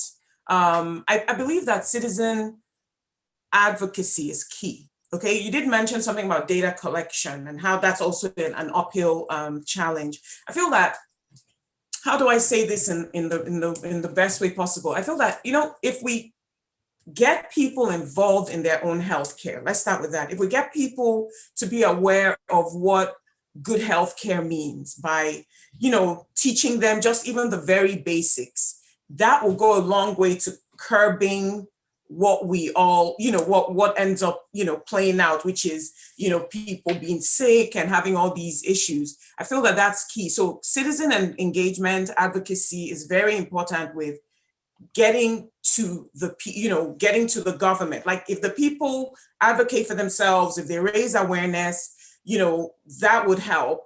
If they go door to door and try to educate their fellow, maybe their neighbors, that would help. That would help with gathering data. We'll know, okay, there's this woman that lives down the street. She has, you know, maybe she has twins, but she hasn't been able to, get access to a proper system or healthcare, like right after her baby. That would help, advocating for them in that way and gathering data over time. It's a gruesome, I want to use the word, it's a gruesome process, but it will be helpful in the long run. So that's key. I would add that I think with regards to broadband, which is very important for data, for gathering information as well, that's very important. Unfortunately, with electricity being what it is in Nigeria, the government not being able to provide as much as it should, it's going to be a problem that is an uphill battle or challenge for a very long while. But I do think that considering the world is you rightly said it about us being global, even healthcare wise, economically, we're now global where people can make money off of their cell phone. So when I speak about sustainability, I think about how we can use what's already in their hands to improve the economy. And so that's like, if a boy has access to a cell phone already and data, even though it's not as much, he can use that to they're on social media. They can make money off of that. Okay, they can learn, but we have to teach them. And so how do we teach them? We bring things like maybe learning hubs into the community. Again, the purpose is for us to follow the world that is as, in a global fashion. The world has gone digital. We need the internet, we need computers. We can't function without them. Market women have cell phones. So it's here to stay forever. So why don't we empower the youth and, to use what they already have, create that opportunity for them, or more like empower them based on that. Unfortunately, again, when you talk about things like electricity, these are things that are out of our hands, really. I mean, it's what the government is where we are today. But the good thing is that well-meaning citizens like you, well-meaning citizens like Uche, and all the people who put this together are already thinking ahead. I mean, we just have to stay connected, stay connected with stakeholders who have, well-meaning intentions, get more people who are willing to, financially support our Oguta community, to address these issues. I really, I don't know how it's going to happen overnight, but we just have to keep plugging away at it. Someone else said something about, I think, I'm trying to remember, there were so many speakers before me, so I kind of lost track. Was it His Excellency? He mentioned, it was something he mentioned about, the children and the schools and keeping them engaged, I believe. The kids not being able to stay in school, and reducing the number of schools just so it's easier. I don't agree with that. I don't think we should have less schools. If anything, I think we should have more schools, because I feel that, I feel that, first of all, what we have doesn't work as it should. And so I don't see why we should even downsize. I think we should expand and find ways to, raise funds for those basic infrastructure. There is the need for more education, whether it's digital education by creating a learning hub. Let me add to this. I never heard anyone mention anything about libraries. I don't know if Oguta has a library. That's very important. And so maybe we could model a library, or the one library, if there is, into a learning hub where people come and get training, or they have access to data. They have the ability to, decide, okay, I don't want to go to school, but I want to learn this trade. This is what I need to know to learn this trade. This is where I need to go. So that common facility is very important. And then what else? I lost so many of my points because so many people went before me. But yes, I agree with all the points that were made, except of course for the downsizing of schools, because I don't think that's practical. I think we need more than less. And yeah, I don't know. Please ask me another question if you want me to add more. Sorry.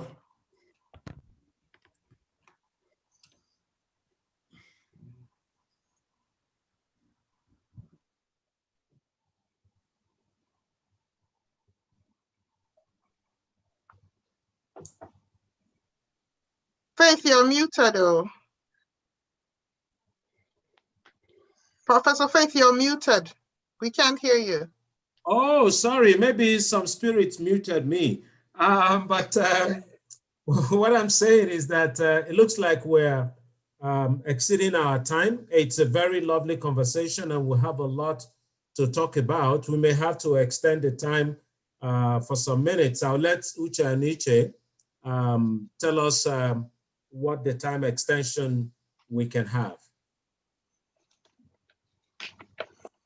Thank you, everyone.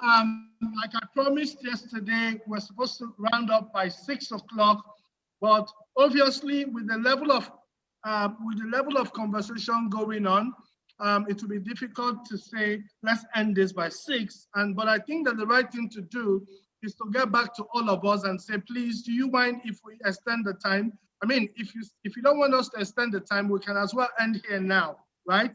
But if you want us to extend the time, you can say in the comments that you want us to extend the time. So we can extend it by 30 minutes or you want us to extend it beyond that. But ideally, I think we should extend it by 30 minutes if it is okay by all of us. Okay, so we don't take your time for granted. So please just say in the comment if you want us to extend the time. Okay. All right, 30 minutes. Thank you. So okay, Prof, we have 30 so minutes, and we have some people in the audience also willing to contribute, and I'm sure Pastor Jerry also wants to contribute to this. Yes, I wanted to throw a question to Pastor Jerry, and that's about attracting multinational institutions to help in educational development in Oguta. Your thoughts on that? Yes, thank you so much. First of all, I want to use this opportunity to thank everyone who have contributed, who have made presentations in this program. And I'm glad to have His Excellency in this forum and Dr. Obuago, Dr. Nwapa in this forum, because the next question I'm going to ask, or the contribution that I will make, one of them will be expected to answer or elaborate on them. Because we are talking about human capital development. And from every look of things, we all know where our problem is, what is our problem. Now, what is left for us is how to go about it.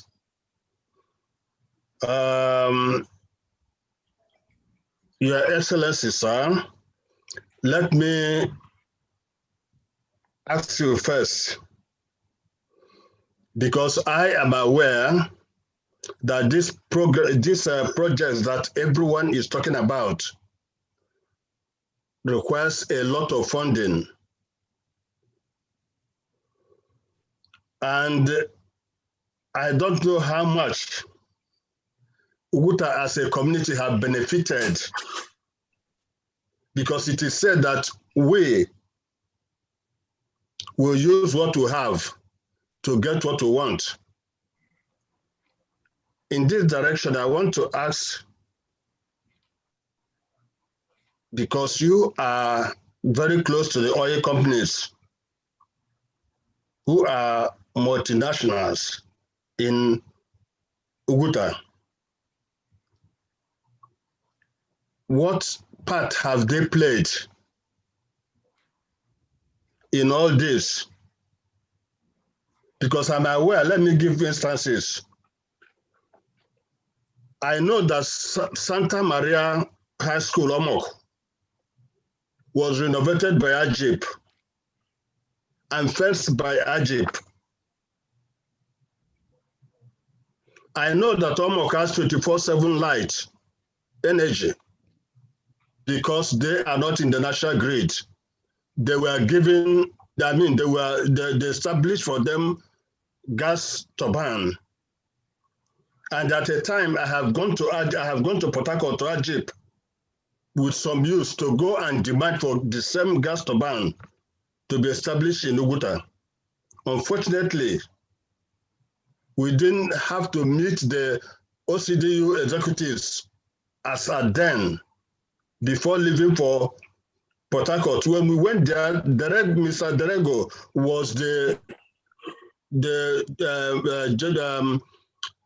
public affairs manager in Egypt then. It was him that we met. And he told us that OCDU has come to their office to discuss what Egypt would do towards the light, and that what they demanded was 500 kVA transformer. And I asked Mr. Derego, I said, when you give them 500 kVA transformer, what energy will power it? We have transformers in Oguta, not one, not two. All we want is gas turbine, so that we can enjoy light the way the Oba people are enjoying it. They are oil producing community and we are oil producing community. How do we enjoy these facilities? He said he asked us to go and resolve the issue with OCDU, that they have not delivered the transformer yet, that we should go and sort this matter out with OCDU and agree on one particular project that we want. And I went that evening, I didn't get to my house. I went straight to the president of OCDU with Emmanuel Joma. When we went to him, I explained to him what Ajib told us. He now asked me, who asked you to go to Ajib on behalf of Oguta? I said, because we have suffered the loss. I cannot wait for anybody. But unfortunately, why I came to your house this evening is that they asked me to come and sort this matter out with you and the executives, that you went there to demand for 500 kVA transformer. If you bring it to Oguta, what energy will power it? We have no light. We are in darkness, so we need the power. I got hostile treatment from Obuago Bernard Obua. Because of that, myself and Nema, we left and that matter died. So what I'm saying here, because you are close to the oil companies, even when you were in the House of Assembly, you were chairman of oil and gas or petroleum, you were the chairman. So why I'm saying it is that if we take up a project, we will now look at the sustainability of that project. They can partner with us in that particular project. Like my sister is saying, Dr. Idu gave elaborate explanation of what she has done to turn around the Sacred Heart maternity into a hospital. Very laudable. Our general hospital is there. How can we take back our hospital for the interest of the health of our people in Oguta? So what I'm saying in essence is that there are so many things that we stand to gain from these people operating in our communities. But how do we go about it? I want you to throw more light on this. Thank you. Okay, thank you, Pastor. Because of time, we want to limit our discussions per panelist, because those that have also signed in will want to ask some questions. We'll have some questions out there, and some of them want to contribute equally. So we please would encourage our panelists at this time to limit our discussions to 2 minutes thereabout, so that we can also take additional comments from the participants. His Excellency, please. Thank you very much. Can I, Pastor Jerry Ifacha? I'm not the only Oguta person that is close to oil companies.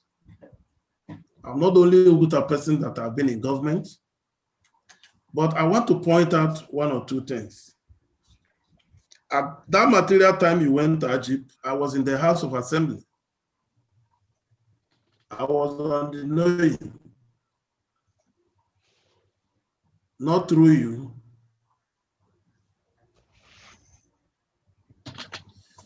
I want to put it abundantly clear that when I was in the House of Assembly, I found out through my colleagues in Rivers State that oil companies were entering into memorandum of understanding with their host communities.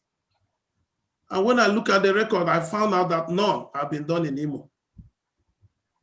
And I started with Oguta. I had memorandum of understanding between Ajip and Oguta community. The records are there. The first MOU was in the year 2000. I did between Ajip and Eziosu. I had between Adax, Izombe, Eziosu, and Osobodo. And then Chevron, former Chevron, with Izombe and the Rumekune in Ngwa. I now open the space for Oguta people to get involved so that it will be participatory. And we agreed that whatever project they want to execute for Oguta, the town union will call a town hall meeting where Oguta will prioritize their projects and then submit to the oil company.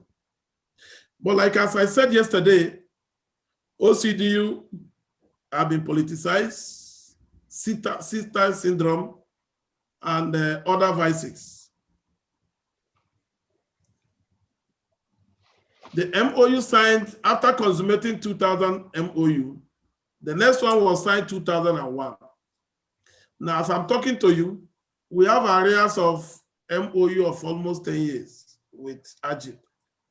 When I wanted to deal with Shell, the landlord of Shell, there were propaganda that I want to take away their rights.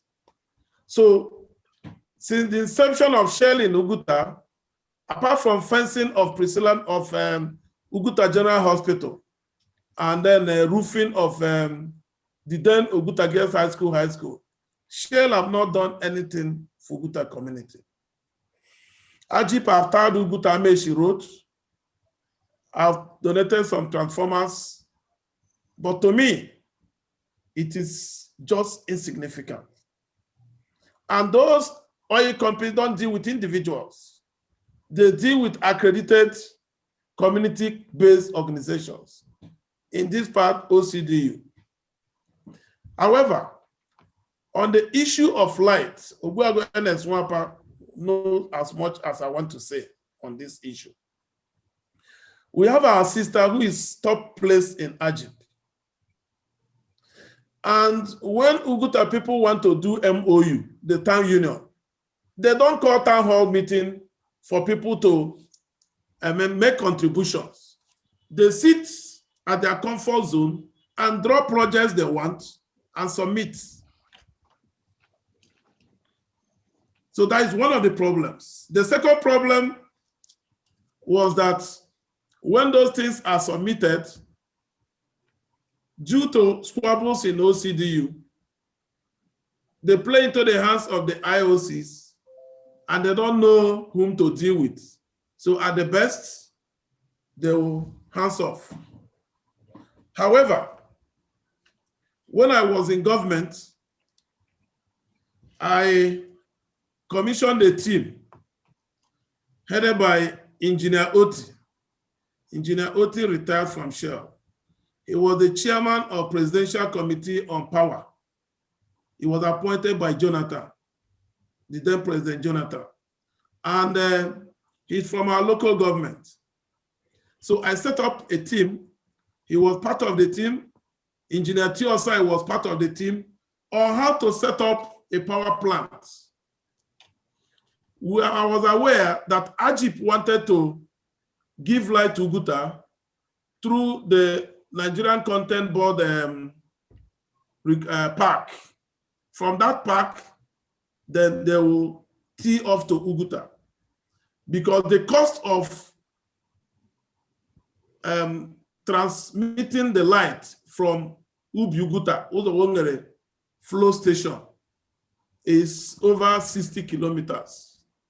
So they wanted to, under Nigerian Content Board as a partner, get electricity to Nigerian Content Board, what they call it, industrial park. And then through that place, they will give light to Oguta. That was one. But we're looking at it at a larger level, where we get the 6 oil operating companies in Imo State, which were dominant in Oguta local government. The Shell, the Ajip, the Starling Global, MPDC, what are them? Seplat, and others. So we set up a meeting, and Engineer Oti was commissioned to engage them. And state government gave approval for us to have a power plant built in Eziosu. From Eziosu, you connect to Ebema, you connect to Aji, you connect to Oguta. That will be a very sustainable and enduring way to give Oguta light. Well, that was on this thing before I left office. However, Ajib committed up to $5 million for that project. And the money is there now. Ajib committed $2.5 million for Oguta General Hospital. Ajib committed $1.5 million for roads. These were the things I engaged them. These were the things that have been approved by their top management. Now we are waiting for a town union that will be properly constituted to be able to consummate those arrangements with Ajip Oil Company. That is just Ajip. We've not taken on Shell before we left. So if you want to do that, you need a well-constituted OCDU, not this caretaker, because this caretaker is illegitimate. It's not being nominated, being appointed by Oguta people. So when Oguta people appoint legitimate government structure for the town and bring a letter, I tell you, within 7 days, I tell you, these things will be signed. So we must be able to, that's why I kept on emphasizing on real community-based governance structure. Real community-based governance structure. When you have community-based governance structure, I'm happy, my brother, you said you went to Ajib and they referred you to your town union. Yes. I don't have the capacity on my own to go and tell them sign it. I don't. It is the community-based government. And know you that it's not all villages in Oguta that produces oil. So the only way we can be able to make it as an umbrella is to have the community-based government, which is OCDU. So I want to assure you that the money, the budget for that have been approved. It's just for Oguta to have a legalized community-based body, and the meeting will be reactivated, and it will be signed, and it will span 2 years. The project will be 2 years, and it will be, you recall when I was in government, they said I stopped Oguta gas turbine. That was very unfortunate. I don't want to bring it here. I felt that before the turbine matter will come up, it will take over 2 years, not less than 2 years. And within that period, and I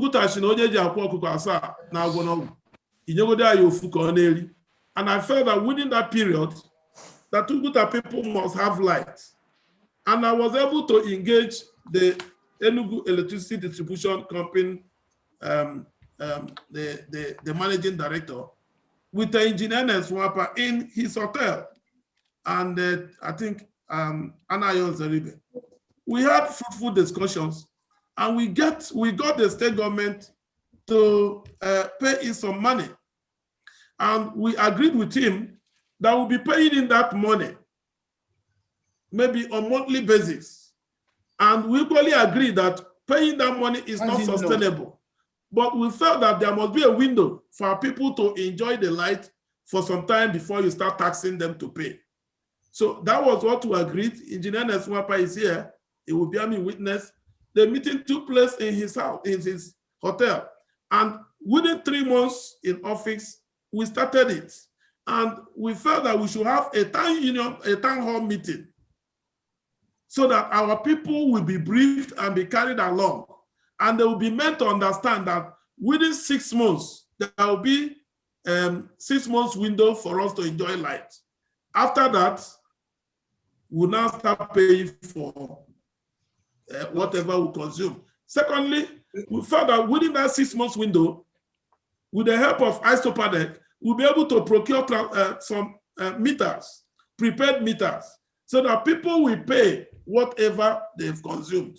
So these are the much we did, and these are the little we did, depending on the perspective you're looking at it. But like as I said, we need to be able to come together and ensure that things work out well. Thank you. I don't think I have. Thank you, His Excellency. Thank you very much. You know, thank you very much. With the perspectives that he has, I know His Excellency, I've had some private discussions, and I know that he's very passionate about Oguta.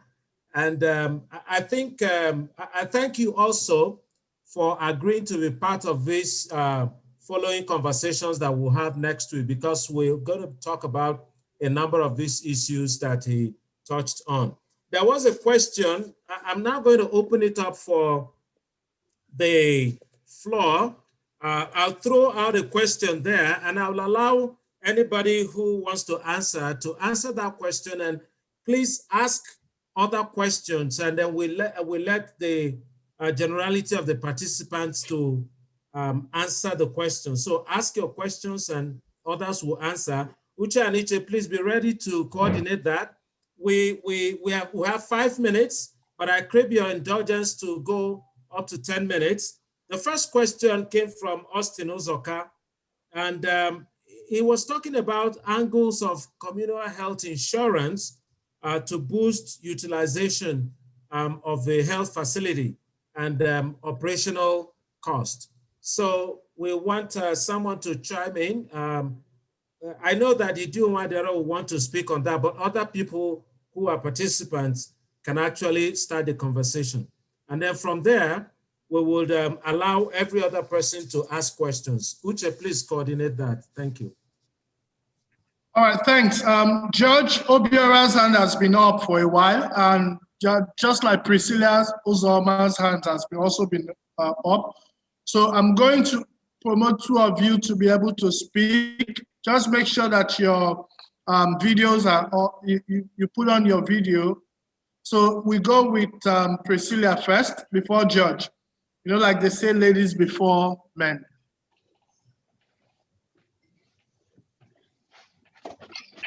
So Priscilla, please go ahead. Yeah. Okay, it looks like she's not there. Okay, maybe George next. So if you can hear me, Priscilla and George, you can go ahead. Priscilla, you.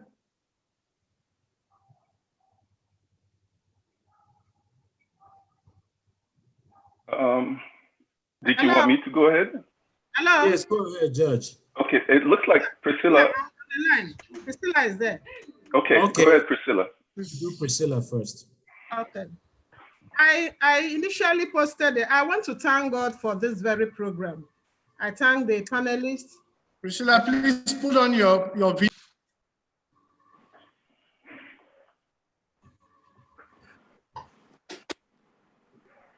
Okay. I thank the panelists. I'm also grateful that our former Deputy Governor, is here, and he has given some explanations in the area I wanted to talk about, and that is the area of education. I talked about the schools in the farmlands, because these schools, they said there are schools there, and our own children are part of those schools. They go to school there. And you know that the insecurity we are having in Oguta is partly as a result of actions of dropouts from schools and out of school children. They are the ones that cause the insecurity. And it will not be a false thing for me to say that some of those children are the children that go to the farmlands with their parents, and they are not properly well taken care of. So what can we do to improve the schools in the farmlands? Then another area I want to talk about is administration in our primary and secondary schools. Yes, the Deputy Governor told us that the number of schools we have, there are many, but we should know that we have private primary schools. We have primary schools, and our children are going there. If our public schools are functioning well, and are well equipped, if they have adequate number of teachers, and the headmasters and the principals are doing their work well, I think they are going to attract more children.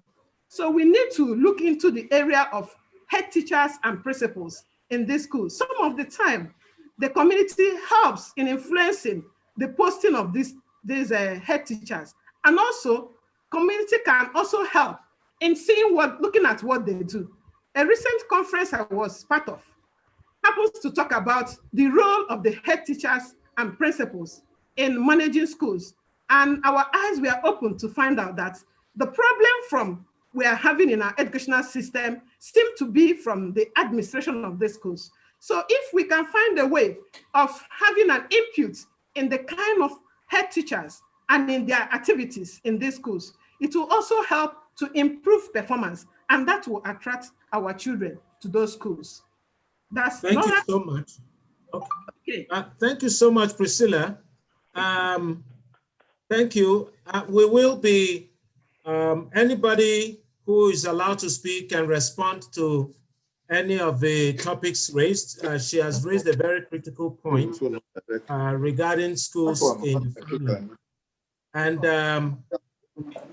so any topic that's of interest, please chime in. May I request George Obiora to please speak? Hello, Dibani. I'm ashamed to say, but actually, if Dibani, you know, Ekelando Ubuabe, Ekelande Oshiji, I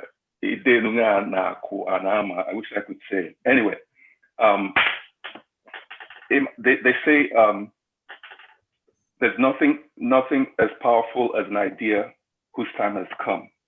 And what we're doing now brings that to mind, okay? So clearly, we all feel these needs for our community, and we've finally been able to come together to do something about it. I'm glad about that. I'll try to keep this brief. Ideally, I would have written down my thoughts, but I have so much I'd like to talk about, but I'll just touch on a few things, and then I hope they'll plant seeds in people's minds. First of all, let me say about the deputy governor. I was in Oguta. Let me say something about him. I was in Oguta last December, and I was impressed by what he was able to accomplish in the brief time that he was deputy governor. I would see him stop at the civic center to personally supervise the projects that were going on. So he has the spirit of public service, which I haven't seen in the typical Nigerian politician, and I am glad about that. I'm proud about that. I think, between him, Wegu Ernest, and a whole bunch of people on this panel have shown a desire to do something about about our community, and I'm proud about that. Few things, I'm just going to throw things out there. That Civic Center is a good place to start. Something like an internet cafe with all that talk about broadband, make sure that there's a lot of good internet access there for the youth to gather, and spend their time there and put it to good use. Programs for children, we could have DSTV and broadcast children's programs. There's one here, PBS Kids, and things like that poor kids can go and watch. Okay, and for that matter, Nigerians are into sports, things like that. Street signs. Okay, these are just little things that can make quick impact. Okay, proper street signs like the ones that those of you that live abroad are used to, right? It shouldn't take very much to put those in place. There are things we can do with early childhood education, okay? And we can flesh that out. I put in the chat school lunches. Surely there's something we can do. Maybe a food truck at each of those schools at lunchtime, and if every child can get a meal a day, we know that a child, an empty stomach isn't conducive to learning, right? Edu has the thing going with the hospital. Even if it's once, like at Christmas time or something, we have seminars for expectant mothers and ways to get formula and things for the children. Okay, if we invest in early childhood education, say we focus on children between from birth to say 5 years old, it'll yield dividends in no time. I'm rambling, I know. Hello, George. Yeah. George, thank you so much. One last thing. Okay. One last thing, Professor Faith, and this involves you. Because I have a friend of yours named Benson Eziwo. I invited him to join us, okay? One last thing.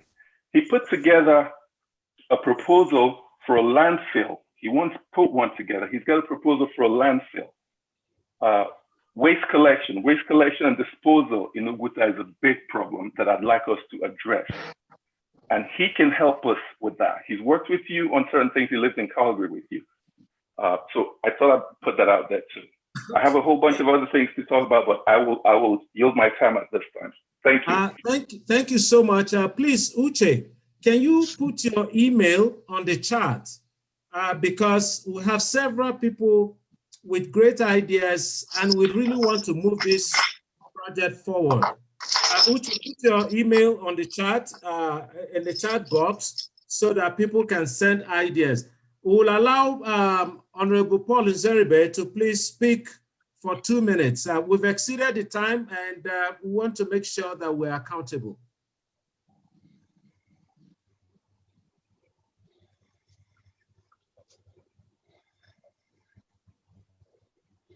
Honorable, can you hear me? Yes, we can hear you now. I wish to stand on the other protocols that have been made. So thank you, Honorable Irona and Pastor Jerry. You did a very fantastic presentation. Yes, I had wanted to ask you about the caregiver hub, but I've gotten there's an email sent, a message sent here on how somebody can have an account in the hospital. So that has been taken. I responded. I did a response there. Yes, I saw it on the chat. That's what I'm saying. Thank you for answering it on the chat. But the other question was the one raised by Jerry, which was my question when I asked that what are we doing about power generation? That Honorable Irona has answered it. So as soon as a viable OCDU or a functional OCDU comes up, then they can go for the MOUs of all those, because the doctors in the hospitals, if I see that using the product,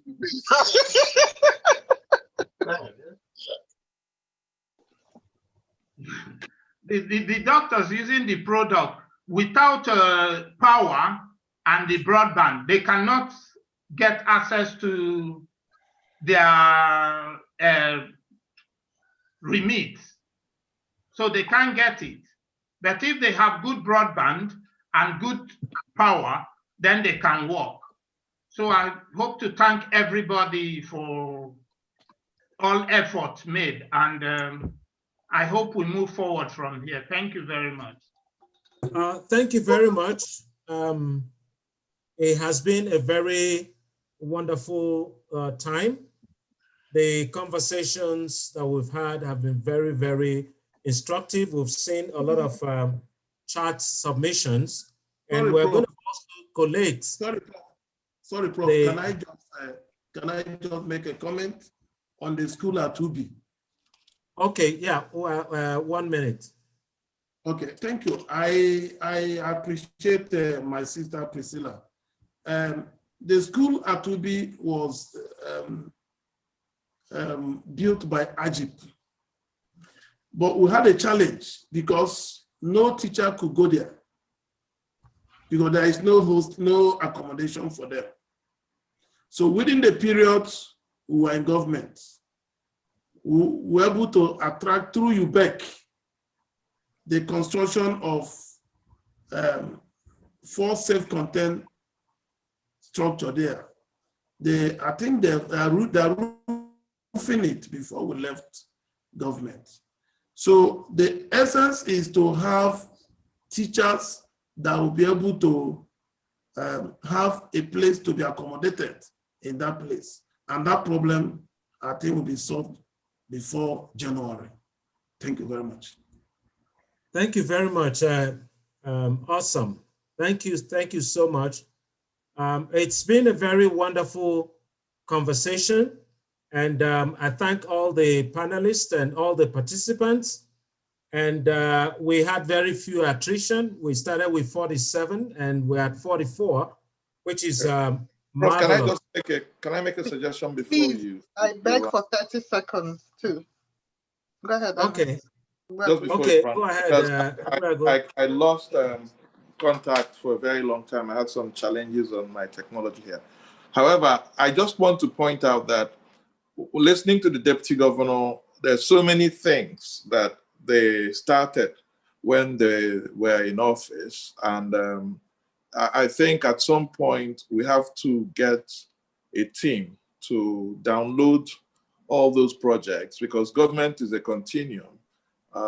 We cannot lose all the bright initiatives that they initiated. As a community, and maybe spearheaded by Loop while we await the rationalization of OCDU, we intend to go to the current government. We have been engaging the current government, but it will be helpful if we can get some of the things that were started for Oguta and put them together and go as a group of Oguta citizens and engage the government. We have a few Oguta people operating at different levels within the new state government so that we don't lose all the initiatives that the Aaron Ihedioha administration started. The way to run these things is to attach government programs, not to the individuals, but to the institutions of government. We need to get that going. And I believe that the Deputy Governor can ask members of his political team or his executive team to put together a package for us to build on. I think it's a very important thing to proceed with.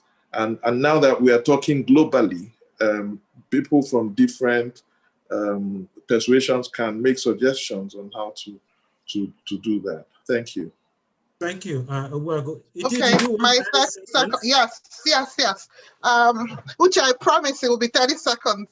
Early childhood education, I was supposed to talk about that. And as much as we're looking at all the stuff that's going on with the secondary and primary. I want to remind us that the best time to plant a tree is 20 years ago.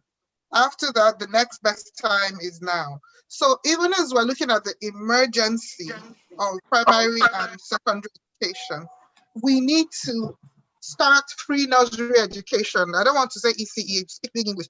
Free nursery education is cheap, it's available. If we don't do that, 20 years from now, we're going to be talking about the same thing. Catch them young, Head Start. If you do that preparation before school, sets the foundation. So that's really important. I really wanted to talk about that. The second thing is I'm going to make a plug. Please forgive me. But a lot of the things that people have been asking for here, Loop has committees and communities for that. It's open to everybody. I know that it's an organization. I would encourage people to look at joining Loop and serving in the committee, not joining to be a nominal member, but if you have that brilliant idea, you have a solution. You can't do it alone. But if you come with other people that are like-minded, you'll be able to achieve. The final thing I want to say is that as much as I'm the face of Sacred Heart, I am only the face. There's a host of people supporting it. And I didn't mention that, and that was wrong. I couldn't do 1/50th of what I'm doing if all these people were not thinking and actively supporting. Thank you. Thank you so much. I think we've had a very lively conversation, very, very warm and instructive. At the end of it all, we're going to set up a small group. Not today. We're going to set up a small group after the last session that we're going to have next week. There will be a small group that will take a look at all that we've been discussing. We have recorded the conversation. So we'll set up a small group to draft the thoughts. And then at the end of the day, we'll come up with a communique. So thank you so much for today and for giving me the opportunity. I'll pass over to Uche and Iche. Thank you so much, Prof. I've just been here, soaking in all the things that were being said, and I kept saying to myself, you guys are you're just about to give me and the team a lot more work, because going back to analyze most of what has been said, in order to provide a functional, workable document that we can make public it's going to be huge work, but it's something that we're happy to do because it's something we set out to do from the start, and most of what has been said, most of the ideas that has been dropped here are actually issues that on their own can make a whole, and we can do an ideation around those issues. Take any of these topics as one, we can do a whole ideation session on it, on a way to solve the problems. You can literally just sit down on every one of these issues that have been raised, and you can have a whole week-long sessions on how to solve them, right? So I doubt this is something we can easily solve just in 2 hours or 3 hours. So what that means is that we'll definitely want to have other conversations that are more focused to particular issues that have been raised. So with that, I'd like to say thank you to everyone that have participated in this session. We still have 2 more sessions on Saturday and Sunday. It is my belief that we would have more people joining and enrich the conversation. One of the major challenges we had in putting this together was that originally a lot of Oguta people were a bit reticent. They were a bit reluctant to come on.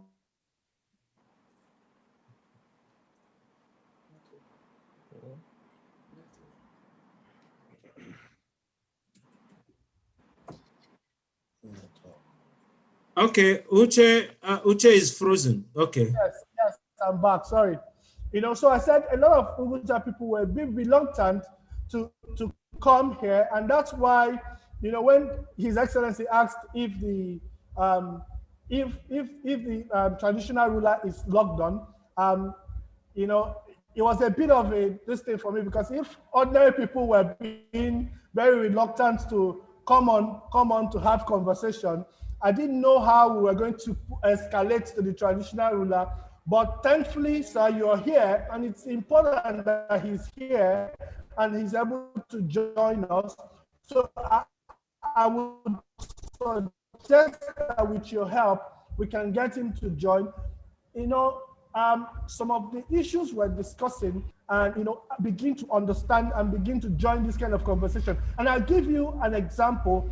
You know, in terms of, it was you who said yesterday when in your speech that there were about 4 traditional rulers that were recognized in the whole of the old Eastern Nigeria: Oguta, Onitsha, Arochukwu, and obviously Obong of Calabar, you know. But I'll tell you something, of all those traditional institutions, Onitsha happens to be one of the communities today that I can say to you that they're able to do well.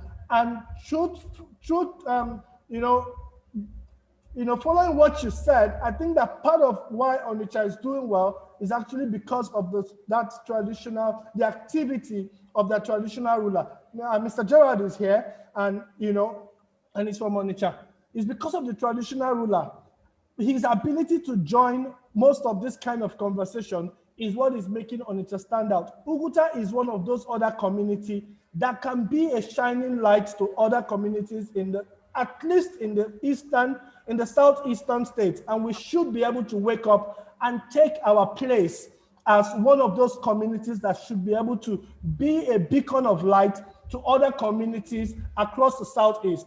And it will take us to come together with less bickering to achieve all of this. I don't want to start another session at the close of one. We'll resume next week, Saturday. I'd just like to end by thanking some of the organizations that have made it possible for us to do this. I mean, if people were not willing to come on board to discuss, you can imagine, you can almost, it's almost unthinkable to think that a lot of people want to contribute to make this happen. So most of these organizations here, you see on the screen, are the organizations that have helped us, plus some other individuals that donated money. Some of them preferred to be anonymous to make this happen. Crystal Lake Resort is one of those organizations. Then you have G-Scan Group that has helped us. I'd like to thank them, and I'd like for us Oguta people to also thank them for helping us make this happen. Then you have zip.com.ng, you know, another organization that has helped us to make this happen. Then One Radio, we know One Radio, the community-focused radio station based in Oguta. Society of Igbo Professional is one of, like Ubuagu said yesterday, is one of those associations that is helping, you know, create thought leadership in the Southeast Nigeria. And I happen to be one of the, you know, leadership council in the Society of Igbo Professional. Then Havila and Hills is one of those other organizations that we need to thank. Then Oguta UK and Ireland Association, I'd like to thank you guys for for coming on board to partner and for all the support that you've given. Oguta USA, Oguta National Association USA, thank you so much to the support. We hope to be able to do more with more support, but I mean, this is just the beginning of what we can do. So we'll just take it from here.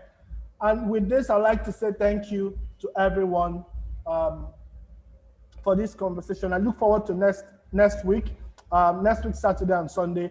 Thank you so much, Your Excellency, and thank you for accepting to join for the rest of the sessions. Thank you, Obuagu Ernest. Thank you to all the panelists. Thank you, Mr. Gerald. Thank you for the sacrifice to be here in spite of your health challenge. Thank you so much. Thank you, Prophet, for the wonderful moderation. Thank you for everybody who has tuned into this and everybody who is listening and who is streaming. It's been a wonderful session. We couldn't have done this without all of you joining. And I'd like to say that with all of you working together with us, can we increase the number? Today was better than yesterday in terms of attendance.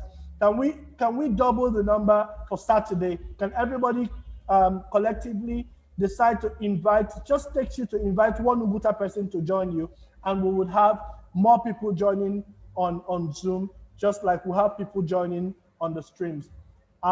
With that, I'd like to say good afternoon to everyone who is in the US, and good morning to, I don't know if there's anybody joining from in the East Asia. So I'd like to say good morning to you. And then good evening to all of us in Africa. And thank you for joining. It's a bye from me. Bye. All right, bye-bye. Bye. Bye. Bye-bye, Oborone.